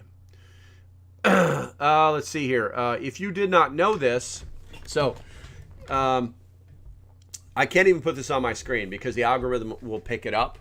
But the so basically has stopped enforcing the misinformation policy. The thing that we cannot speak about, they've stopped enforcing that misinformation policy. And what that basically proves is that there was a system. There was a system within Twitter that basically said check, or it was basically the 3-strike rule. So the longstanding policy did not apply to misinformation for government officials who regularly lied about things such as transmissions, masks, vaccine efficiency, side effects, and any other science, which turned out to be patently false. So Elon's doing it. Elon is doing it. Just wanted to throw that in there. That's something we normally cover like in the beginning, but that is not what happened. Let's see here. High Desert Training, good morning. Good morning to you, my friend. Where are we at here? And I can't show you that one either. But I can talk to you about it. Pentagon report, China could have 1,500 nukes by the year 2035. And why is this not important? It's not important because people have to understand that it's not about the amount of nukes, it's about the launch sites. During the Cold War, they called it the arms race because there was a race to have the most nuclear weapons. Russia's winning, America's winning, the Soviet Union is winning, and America. And it would go back and forth month to month, year to year. I want to say it was like Russia had like 5,000 nuclear weapons. Hey, what's up, Stallion? Good to see you, bro. But none of that matters because it's all about launch sites. I think that kind of solidifies it. So I guess the reason I'm showing you this or talking about it is because I want you to understand that when you see these articles that talk about having people, like countries having thousands of nuclear weapons, it doesn't matter. because what you don't know is they actually count. What they count is the yield warhead.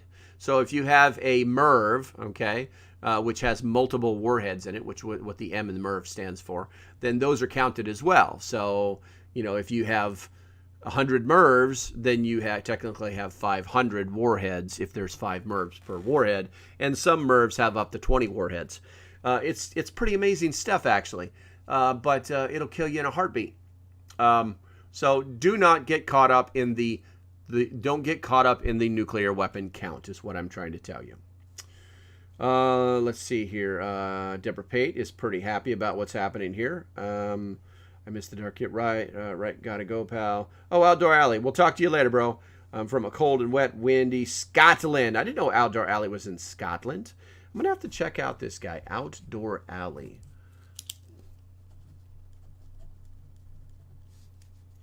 Outdoor Ally. I need to get my glasses on, I think. Have to check that guy out. All right, let's see here. Oh yeah, here we go. I can show you this one. This one's where are we at here? Let's push this button here real quick. Hoorah. UN outlines new campaign against hate speech. The United Nations is dishing out tips on social media to citizens around the world on how to say no to hate, specifically online, declaring at the same time that words can be weapons, which leads to violence in real life. I don't know about that. I think that whole nanny boo-boo stick your head in doo-doo thing should come back, because sticks and stones break your bones, but words will never do that. We got to stop listening to these guys. We got to stop letting them into our world. You know, we do have to stay vigilant and knowledgeable, but we just don't have to buy into the bullshit. Tiffbog says, I got to go back to work, but I'll see you next time. Tiffbog, make sure you get on my YouTube channel. This won't last forever. Love you, bro. Bye-bye. Let's see here. Star says, my daughter bought a case of ramen noodles. It's a start, and 2 cases of water. She lives in Toronto and is constable for buses, and she lists. She's a constable for buses, and she listens, and she's finally listening. Gotcha, Star. Gotcha. Okay, cool. Cool. Like I said, Star, you need to make sure that you get in the Discord. Like I said, we have another Canadian in the Discord. I know there's another one that's floating, but I don't remember his name. I don't remember exactly where he is. He's either in Ontario or Toronto. I just don't remember. So you need to get in the Discord. In fact, you know what? Let me help you out here. Let me help you out here. Invite people. Copy. All right. And take a moment. Get that squared away right there. Drop in. People will say hi. They're going to blow your phone up. And get in there, because I'd like to get you in contact. I'd like more Canadians to be communicating on the Discord app, because there's very few of them because of the disinformation network that's within Canada. Canada is basically a socialist country now, and they're either in or they're out, you know. Can you please show us the dog? Jordan's got to go someplace. Can I show you the dog treats? All right, hold on a second here. Man, I am getting drained. Hold on.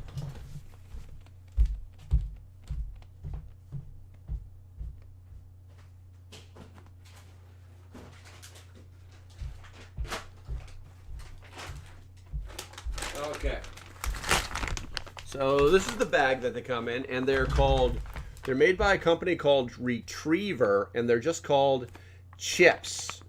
And looks like they're a rawhide dog chews. They're beef basted. Oh, they even help reduce tartar and plaque. Nice. Oven baked. I don't know if you can see that or not. It's probably backwards on your screen. I'm not exactly sure. But those are the ones she goes. She's literally out here already. She's literally out here already. Like, I know what that bag means. I need to get her some more. Oh, it's got a skew on the back of it. Interesting. You're welcome, Jordan. You're welcome. I gotta put these away, otherwise this dog won't leave me alone. Get out of here. Go on, get out of here.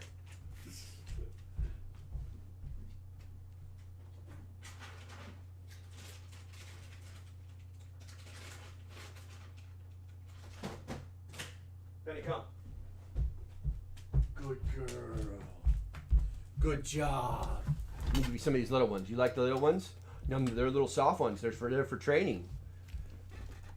Let's see if she'll do it for you. TikTok, I'm going to give you guys a little bit of a treat here. Hold on a second. All right, Penny. Ready? Nope. Nope. Bang! Nope, that's not it. Up. Nope. Come here. Bang! Nope. You're cheating. You're cheating. Bang! Good girl. Come. There you go. All right. All right, my TikTok army. There we go. All right, I think we're good for that. Try pig's ears. Rawhide is really good. Not good for you. My bot loves bully sticks.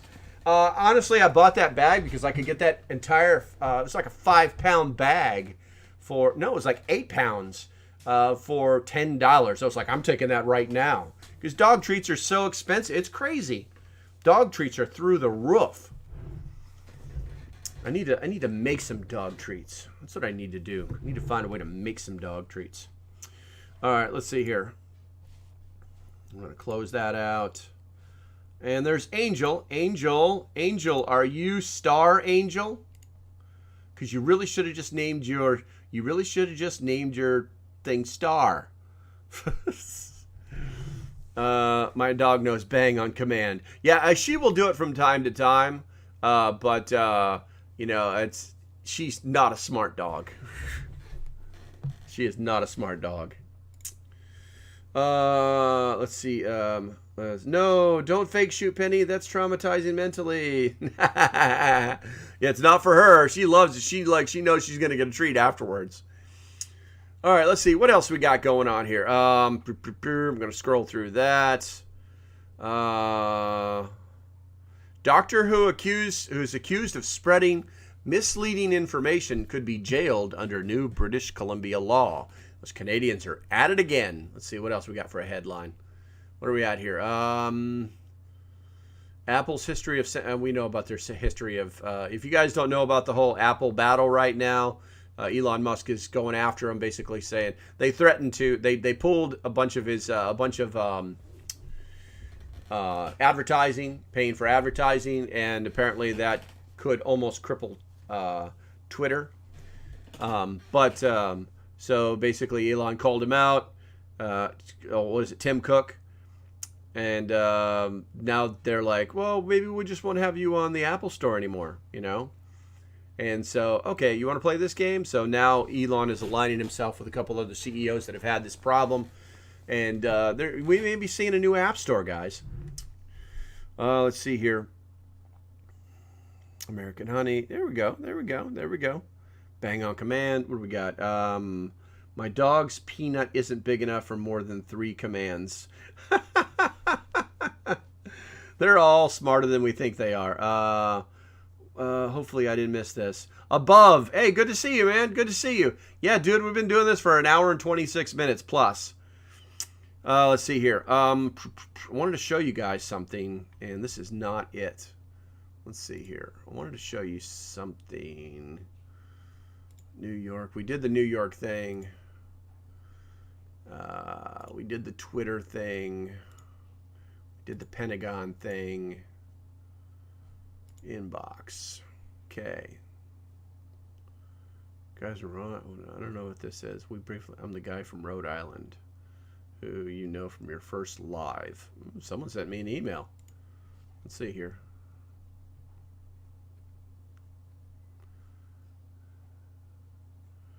I usually can't remember faces. I just don't know where. Where did you live in Rhode Island? What did you do for work? Did you work in Rhode Island? Did you ever work in Massachusetts? I know I've seen you somewhere, and I want to say it was in a workplace.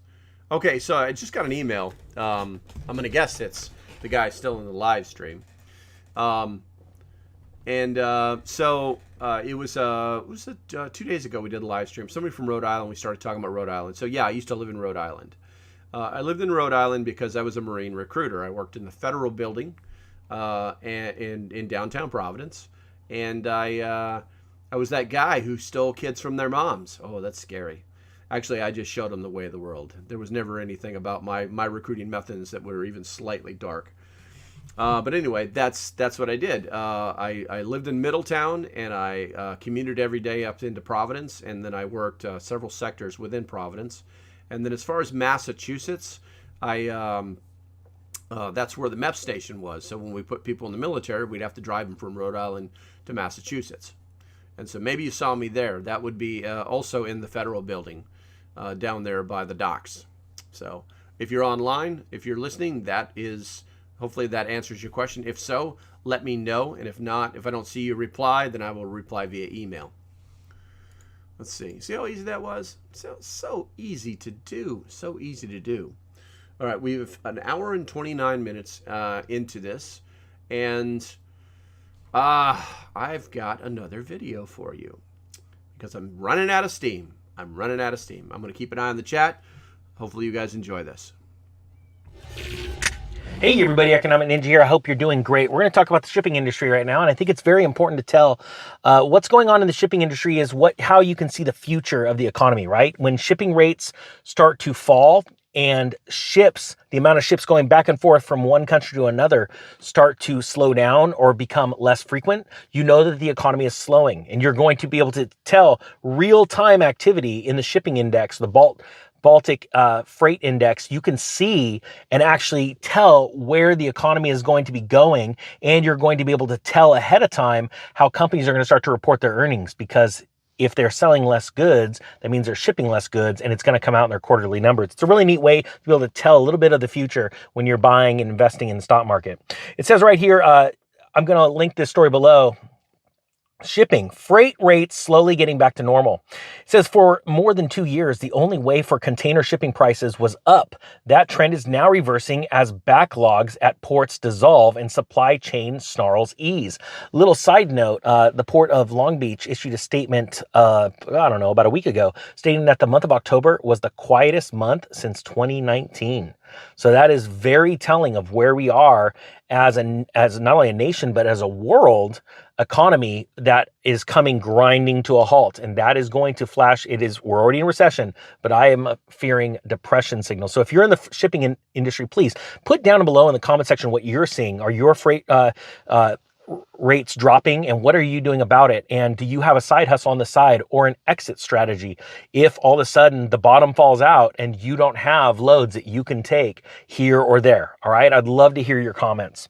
It says right here, as the immediate aftershocks of the COVID-19 pandemic and the war in Ukraine on global trade gradually subside, signs are growing that the finely tuned system of ocean shipping is getting out of the crisis mode. The massive disruptions to global supply chains caused mainly by COVID lockdowns in China and having found a vivid expression in ship backlogs at ports are showing signs of easing. Seabound shipping is ready to assume its overwhelming importance of carrying 90% of all transportation across the world. It says right here in Germany, the shipping chaos has been brought under control also because of a bargaining deal struck between dock workers and port authorities that ended a disruptive strike this fall. Now, a little quick thing, talking about strikes, we're still seeing tons of news all over that a rail strike is imminent. It's building. There's talks constantly. It's all over the news. It hasn't happened yet. I mean, these little battles get won, but the war is still on whether the rail lines are going to strike. So it's one thing to be able to get the goods that we need from a different country from ship, but it's a whole other thing to be able to put it on an intermodal carrier, on a train, piggyback, and get it to the places it needs to be. That is what is also going to throw a wrench in this entire thing. It says the backlogs of ships along European coasts have been overcome. Let's see right here. Sorry, there was a quote. I jumped past it. Martin Kroger, this is the quote from Martin Kroger, which is the chief executive of the German Ship Owners Association. He says the backlogs of ships along European coasts have been overcome, he told DW, adding that shipping capacity wasn't so tight anymore as it was at the end of last year. Another piece of good news, he said, was that ocean freight rates are falling significantly. Shipping conditions are similar to what they were before the pandemic. I want you to understand that's actually a bad thing. All right. It's good for rates to come down because it eases the prices that the consumer ultimately has to pay, but that won't happen for months and months down the road. Okay. It takes a while to get through that. It's like a supply chain of charging you. It takes months down the road to get to you those lower prices that the consumer so desperately needs so that they can buy more goods. But the problem is I think it's going to be too little, too late. Another little note I want to state that, the dry bulk index, when it fell during the Great Recession, there is a certain point where it cost the exact same to rent. The daily rental on a container ship was as low as renting the daily rate on a Ferrari. All right. Very interesting. About $350 plus obviously expenses, but it got so cheap because there was nobody renting ships. That's how bad it got. Okay. So that is a sign. What right now, these ships, the amount of ships moving and the rates dropping are actually a sign that our economy is crashing. All right. So I want you to be ready for that. Now, a little spot right here I want to hit on real quick. Supply chain health. Vincent Stammer from the Kiel Institute for World Economy explains that a surge in demand and so-called front-loading, the process of allocating costs at the beginning of a project or contract by importers, had led to the previous supply bottlenecks. During the pandemic, consumers in Europe and North America massively bought consumer electronics devices, furniture, and sports apparel, causing importers to hastily fill their inventories to meet the demand. However, the boom is now subsiding and demand for goods is dropping, he added. So I want to add to that. As the boom is subsiding and demand's dropping, what's happening to those companies is because they built out, they hired more people, they got a bunch of equipment and supplies to build more goods because they had this influx of stuff. They didn't plan on a crash or a stop. A sudden stopping of orders coming in. So now you're going to see people getting laid off. We're already seeing it in the shipping industry where truckers are being laid off from companies because they simply don't have the loads to move now. And we're going to see a lot of companies, industries, especially like when you start seeing these hotshot truckers that built an industry, built up during a boom time, and now they're going to be having a hard time getting jobs because they're going to be competing with the large trucks. So if you're a hotshot trucker, you're probably going to be in for some really hard times. And hopefully, and that's the problem, a lot of these hotshot truckers went and bought brand new overpriced rigs, trailers, all of that stuff, and they're stretched to the limit. We've even seen YouTubers that literally had their entire channels about hotshot trucking literally cancel their channels because everything's being taken from them right now. So guys, please put down in the comment section what you think what's going on in the industry. I want to know your thoughts because shipping is coming to a grinding halt. And if you're a trucker, I would highly suggest and encourage you to start looking at different avenues of revenue as well right now, not out of fear, but out of preparation. So you guys go out and crush it. And then because you're prepared, which means you won't be scared. All right, guys, that being said, this is the Economic Ninja and I thank you for watching. I'm out.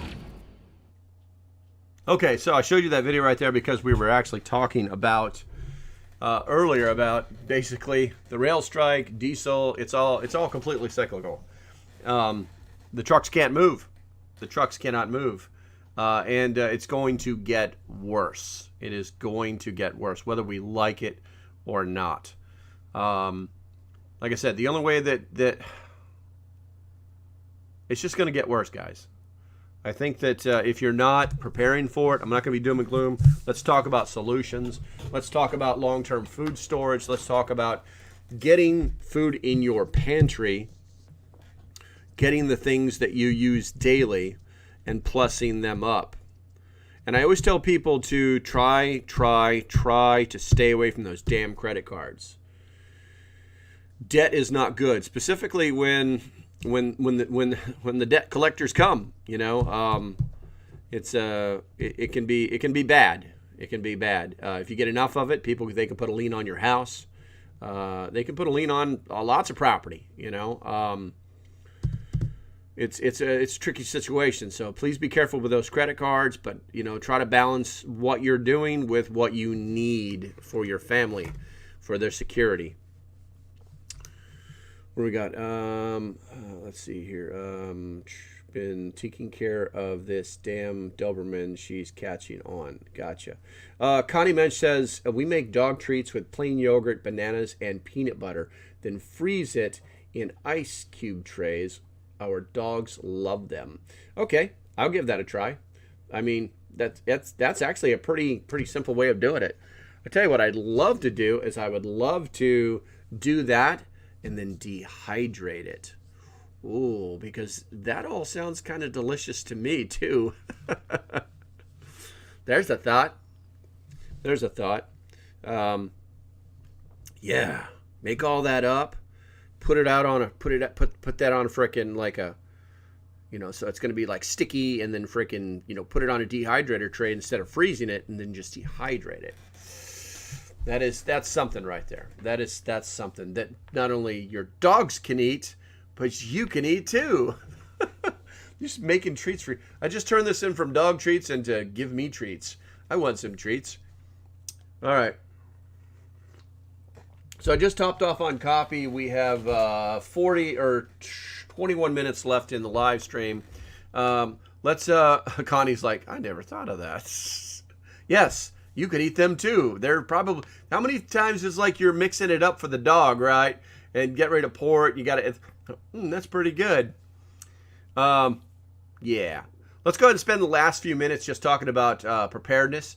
If you've got any questions or you've got something that you want us to talk about, then do me a favor and put it in the comments. Post it down there in the comments, and we'll do something about that. Until I see that actually happen, somebody actually talked about medicines, antibiotics. The shortage is getting real, guys. The shortage is getting real. If you do not have a small store of antibiotics, you're going to have a bad day. I know there's people out there that don't believe it. I know there's people out there that think that they can solve everything with fish antibiotics, and those will solve problems. I know that there's people out there that will solve that believe that they can solve problems with garlic, natural remedies, herbs, spices. You know, I know that people believe that, okay? And some of those, if not all of those things, are true. But when the shit goes down, when you've got to get back to work, do you want to nurse yourself back to health for 30 days with garlic? Or do you want the shit to be done with in 10 days? You know? It's what do you want to do? You know, Dean, I have colloidal silver sitting on my kitchen counter. I use it daily. I believe in it, but it's not going to solve my problems rapidly. It will help to maintain health. That is no joke. But what you need to do is you need to have a small amount of antibiotics for those emergency times when you actually do need them. I do recommend two companies. One is Jace Medical. The other is Contingency Medical. There is a link in my bio. If you guys look over there, there are piles of them. There's basically 4 kits over there because, I wanted them. Anyway, I won't have a problem. Right now, Penny is currently on a dose of, what is this? I'm actually using them to treat Penny, and she has a wound on her leg that is healing. People who've known about it for a while. This is amoxicillin clav 87.5/125. It's prescribed to me. They are prescriptions. If you do decide that you want to do that, make sure that you order them on your phone, because you have to be able to send them a picture of your driver's license proving who you are, because they are actually prescriptions. A physician will question you in some way, shape, or form. Your request will be reviewed by a human being, and if follow-up questions are needed, then they will call you. Not a joke. And inside of a week, you will have one of those kits coming to you via the mail. No joke. If you're worried about the price, this is one thing that I would use a credit card on. And the reason is it's pretty simple, because if it disappears, then you can just tell the credit card company you never received it. You can tell the other company, insurance pays for all of that, and you get reimbursed for it. It's roughly $259, and it's actually cheaper than going to a doctor's visit. Not a joke. So We need a veterinarian in the Discord. That's a thought, Queen. That's a thought. Let's see. A Dog and Ball says, I'm working on meals that you can make for your family and also feed. I think you meant to say also feed your dog. 3P dog treats, prebiotic potassium protein. Interesting. That's actually pretty smart the way you wrote that, Kat. That's pretty smart because that is what's inside of Connie Mensch's idea. You've got the prebiotics with the yogurt. You've got the where are we at here? The potassium with the banana, and you've got the protein with the peanut butter. I don't know if that just came out automatically or if that's something that you gleaned from her statement. But yeah, that's pretty awesome. I said her name, so now she's down here on the floor staring at me. Just lay down. You're not getting anything. There's no more treats up here. None of them. Let's see here. Link in bio for that. Yes, the link is in my bio. You can choose Jace Medical or you can choose Contingency Medical, Retired Navy USA. And their basic pack is the same exact price. Unless one of them's still selling it, you might want to check them both out. Just make sure you use my link and then try to apply my code if it lets you. Sometimes my link automatically applies the code. Other times it doesn't. It's weird. Let's see here. Okay, what else we got going on? We need a veteran in Discord. No fuel means no mail. Yeah, but what? Yes, you're absolutely right, West Virginia Pappy. It does mean that, but that's a problem for the future, as in beyond the next 2 weeks, that kind of thing. Nothing in our world happens instantly. Nothing in our world happens instantly. So just because if we have a diesel shortage because diesel can't be moved in trains and all this other shit, nothing happens instantly. It happens over time. That's why they talk about the 3-day rule. That's why our supply chain is based on just-in-time supply chain mechanics. That's why there's a lot of variables. And as you can tell, I'm getting tired. But the reality is don't expect anything to happen. We've been in a economic crash for over a year, and nobody's even paying attention to it. If you just look at the stock market and watch it go like all the way down the way it is over the last year, it's happening little by little. It's that old adage: how do you eat an elephant? One bite at a time. Obviously, you've been watching too much Yellowstone. I don't watch Yellowstone. I watched the first season. It wasn't bad, but after that, it was whatever. Let's see here. Trevor Simpson, LP, my name, not scrolling Patreon list. Back at work, just popped in, say hi, and whine a bit. Sucks missing morning brief. Oh my God, are you sure, Trevor? I believe that you're wrong. Let's see here. Patreon. No, that's not what I wanted. What did I do? Patreon tickler. It's opening. It's opening, Trevor. Open. Open file. I may be using up so much memory it won't open right. There we go. Patreon. Trevor. Control F. TREV. We're going to go with ER. Trevor. Oh, look, Trevor. There's your name, Trevor. There's your name. Stop it, Trevor. I took care of this already. There's your name. This is the list that's used in the scroll. All right. What do we got here? Let me double check. You got me wondering now. Where's the scroll at? Mine, Viking Queen, yours is in there too. That's bull. If you join the Patreon under a specific your name, then it would be your name and your last initial. If you did it under a surname, it would be the surname that you used. Oh, now you're just fucking around. Now you guys are just fucking around. Hold on a second. I'm gonna bring it back. Go ahead. Let's just keep going. Let's just do this all over again.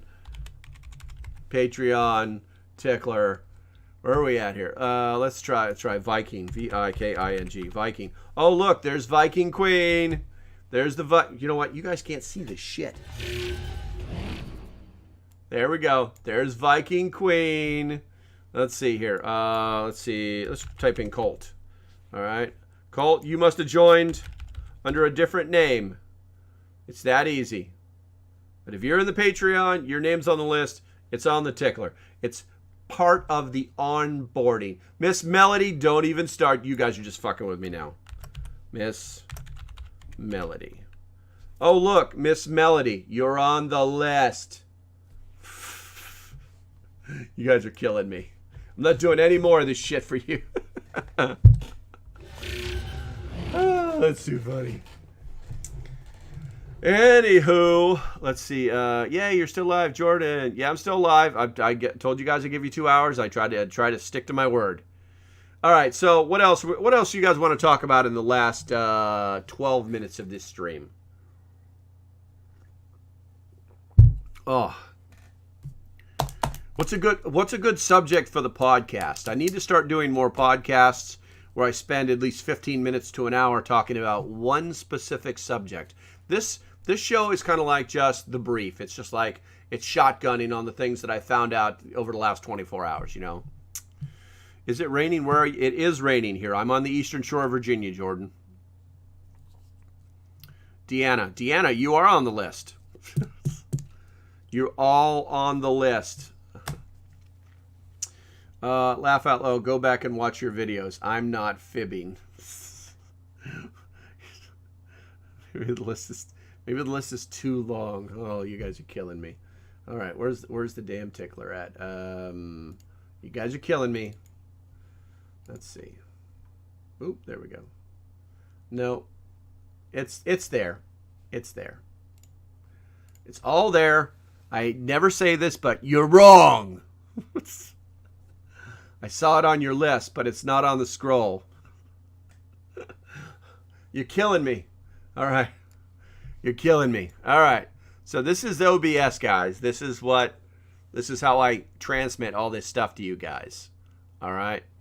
And then if I go down here to, where are we at here? Patreon tickler, and I open that puppy up, this is the list right here. Okay. And as we know, it goes all the way down to Trevor and Deanna. Okay. So you guys are on the list. and where's see if we can find Miss Melody, since we don't have it. There's Viking Queen. Look at that. There's Viking Queen. Oh no, there's Viking Queen. What do we got? Oh look, there's Miss Melody. Oh look, there it is. There's Trevor. Who else is just saying that? It's all there, guys. Game over. You lose. Let's see here. Jeff says, did you ease into your 3-day fast, or did you just jump right into it? Well, yeah, you can't ease into a fast. You either stop eating or you don't. So yeah, I just stopped eating. I just ate my dinner a couple nights ago and woke up in the morning and didn't eat anything else. So basically you get the nice thing, if you do it by hours, if you do a fast by hours, the amount of hours that you're doing it, then if you only want to do 72 hours or 24 or 48 or whatever it is, then you actually get to count your sleep time too, because you're technically fasting. Once you've stopped consuming food, your body goes through a process of fasting. Let's see. I started out with 12 or 18-hour fast, made me goofy for a while. Yeah, it's different for everybody. Normally what'll happen, there's a time when I was only eating between the hours of noon and 8 p.m. It works. You will lose weight. Your body is better, but you always crave the food. That's the real thing. That's what kills people. Let's see here. I saw it on your list. It makes no difference to me. I just had to join in on fun. Maybe on the list, but we're not screen worthy. Now you're just nut punching me, Viking Queen. Let's see here. You can ease into the discipline necessary a fast. you can ease into a discipline necessary a fast. Okay. Let's see here. But let's see. Well, I mean, it is what it is. People have different levels of discipline. Their bodies can have different levels of no food. The girlfriend, she becomes, if she goes more than probably 6 hours, I think, without food, she becomes the true definition. There's actually like a picture of it in the dictionary of hangry. That's her. She'll kill somebody if she doesn't eat within 6 hours.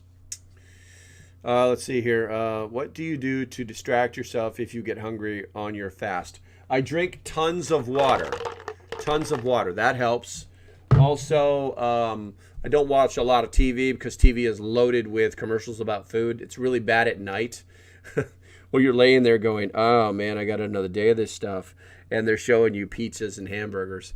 I do particularly like that my friends here in the group, what is it? Punch, basically give me a quick nudge punch every so often. Oh, I'm eating a giant cheeseburger now. How's your fast? You know, something to that effect. It is quite funny. But that's how you know who your friends are too. So let's see here. Also, I just stay busy. You know, right after this, I'm gonna drink a bunch of water. I've been drinking coffee all morning. I'll probably sip on that all day just for flavor. But I'll drink a bunch of water, and then I've got to move a mattress around. I've got to start my sprouts for my 5-day sprout challenge. I've got to get the Christmas tree. I've got to take a chair upstairs and put a Christmas tree up downstairs. So the next live feed, you guys will probably see a Christmas tree. And then I have to deal with a mouse problem that has somehow I've got a mouse problem. They have not bored any holes into the house yet, but I can hear them in the roof. The house is over 200 years old, so they're going to find a way. Let's see here. What else do I got to do? What's on my to-do list? I mean, I could show you some of this, but then I'd have to kill you. But basically, that's my to-do list up there. What else we got here? I need to finish. So if you guys didn't know, I'm doing an actual review, like a full-blown test review on the SHTF emergency stick. Amazon actually, I don't know if they fixed the problem yet or not, but Amazon, right in the middle of the Black Friday sale, took this out of their store and said that they took it out because it could be used as a bludgeoning object. And when you search HDTS, this pops up, but then other recommendations across the top of your screen are all things that you could beat somebody with. So wait a minute. It's okay for you to sell stuff that's actually designed for you to beat somebody up with, but you can't sell something that isn't designed to beat somebody up with and then call it a bludgeoning object. And if you were to bludgeon somebody with this, you'd probably get a couple good hits in before it started to fall apart. It's actually pretty sturdy. So far, so good, but I can't put my seal of approval on it until I can test that glass breaker that's on the end, and that's the problem that I'm actually having. But I've got that video I've got to knock out, and I still have to do a lot of cleanup around the house. When will you end your fast? Tomorrow morning. My fast will end tomorrow morning. Let's see here. When the diesel fuel stops routes, we will be fasting. Should probably do a podcast on it. It's going to be a boring-ass podcast talking about not eating. How do I stock my favorite snacks? I keep eating them all. Shut up, fungus. I'm hungry. No, actually, I don't get hungry. I don't get hungry when I fast. My stomach does like a little bit, but I don't get like hunger pains. Being hungry is more about on the first 2 days. It's more about the psychology. It's more about your brain telling you that it wants you to do something because you're used to doing it, not because you have to do it. On the third day, it gets a little tricky. The longest I've ever gone is 4 days. But you know, I mean, I feel like I could do a week if I really wanted to, but I'm also not working out the way I want to because of the energy level that I would use. And you know, I still have responsibilities around the house. So let's see here.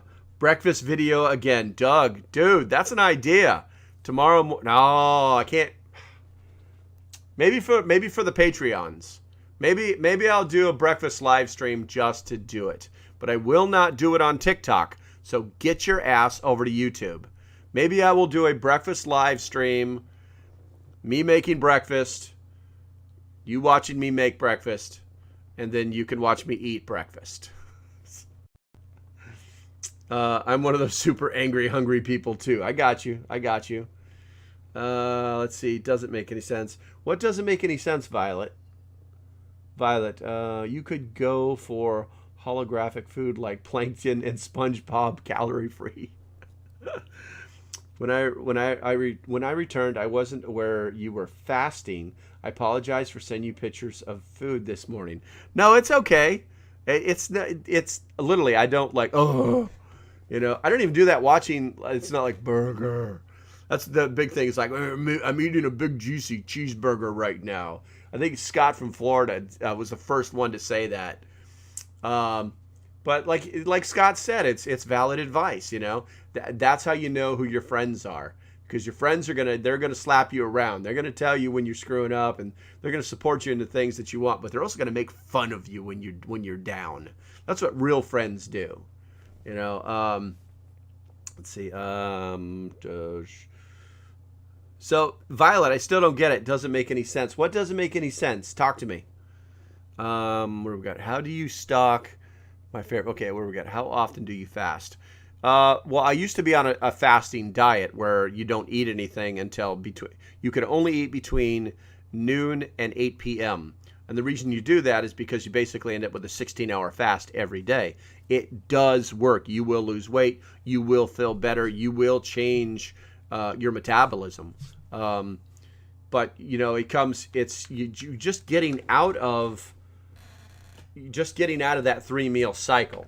People get stuck in it,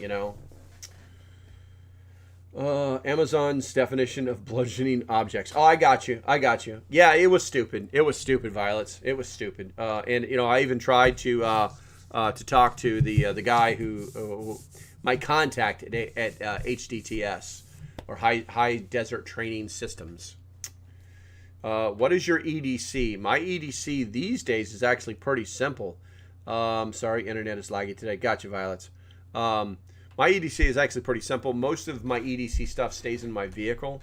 I pretty much live in like sweatpants. Like almost everything I'm wearing right now came from Walmart. Just sweatpants, sweatshirt. Got the wicking fabric. But day to day, obviously carry things that we can't talk about in certain places.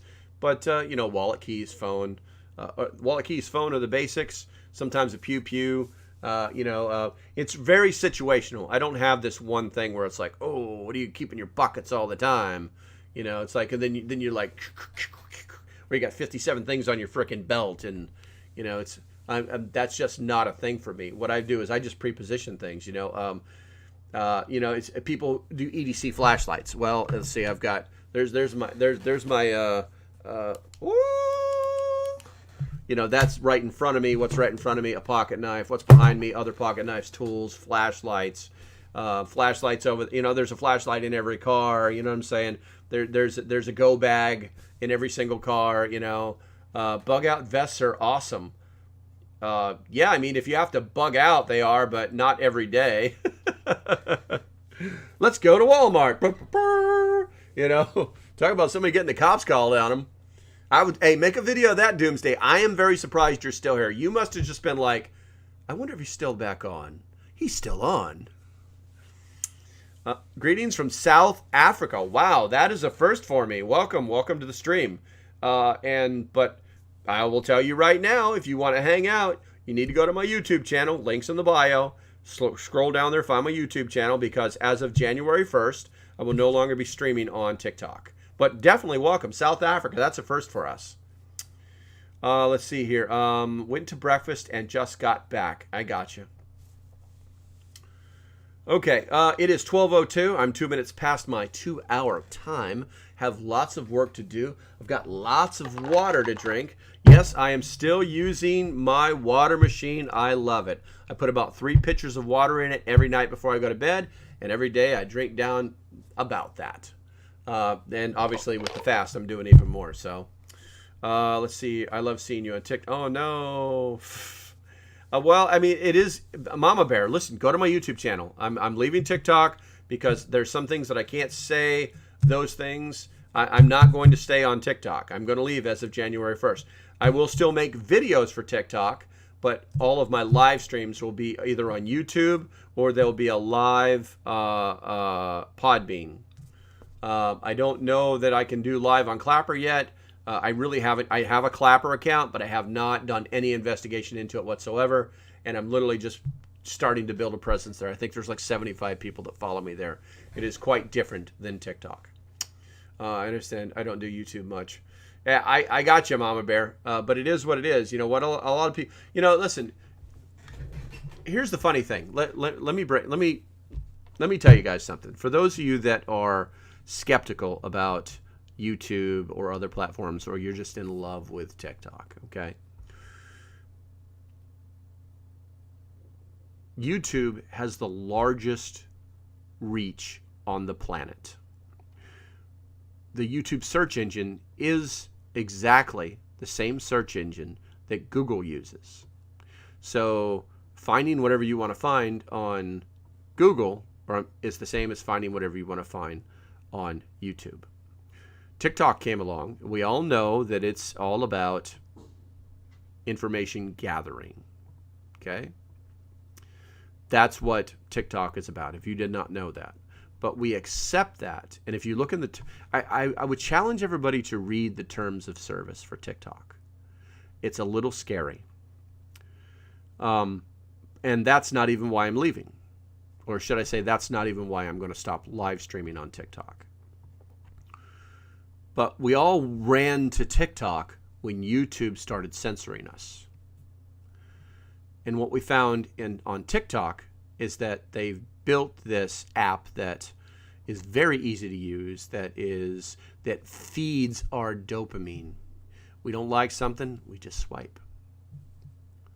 It feeds us.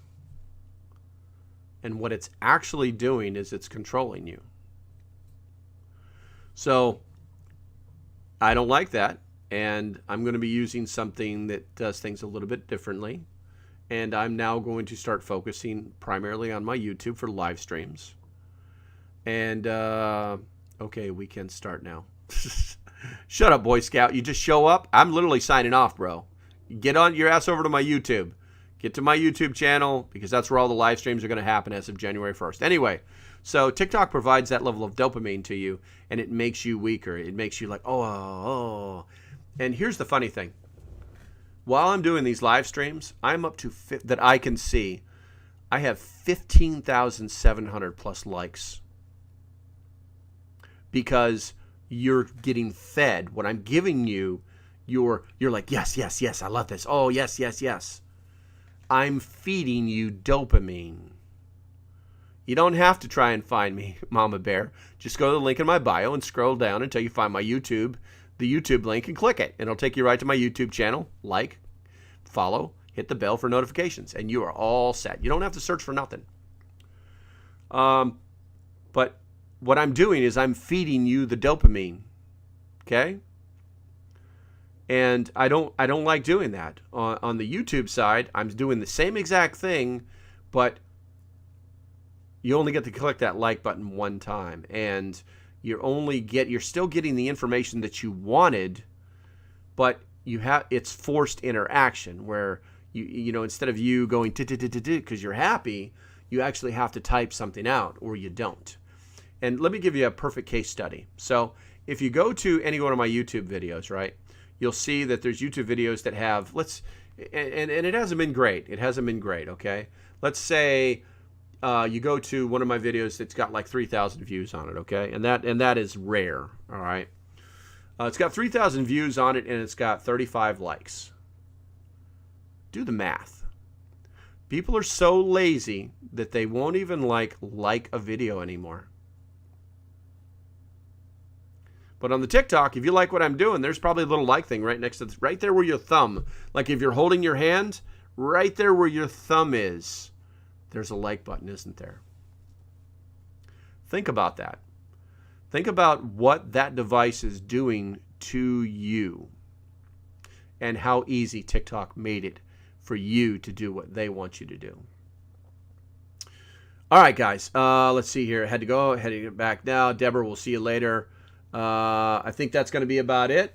And I'm going to go ahead and sign off of the YouTube. As usual, those people on the YouTube side, we'll see you on the inside. That means back there on the Patreon, back there on the Discord. And yeah, I think that's going to be it for the YouTube guys. Bye-bye. Thanks for watching, and I hope you TikTok people the page. If you like what I'm doing, go ahead and hit the link below.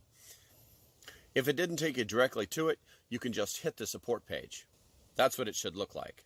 All you have to do is either hit the Patreon symbol or the join button. Doesn't matter. Just hit it and that'll get you started. It's $3 a month for 30-ish days of work from me. The price of a Starbucks coffee. So until the next time, stay safe, have a great day, and I'll see you when I see you. Bye-bye.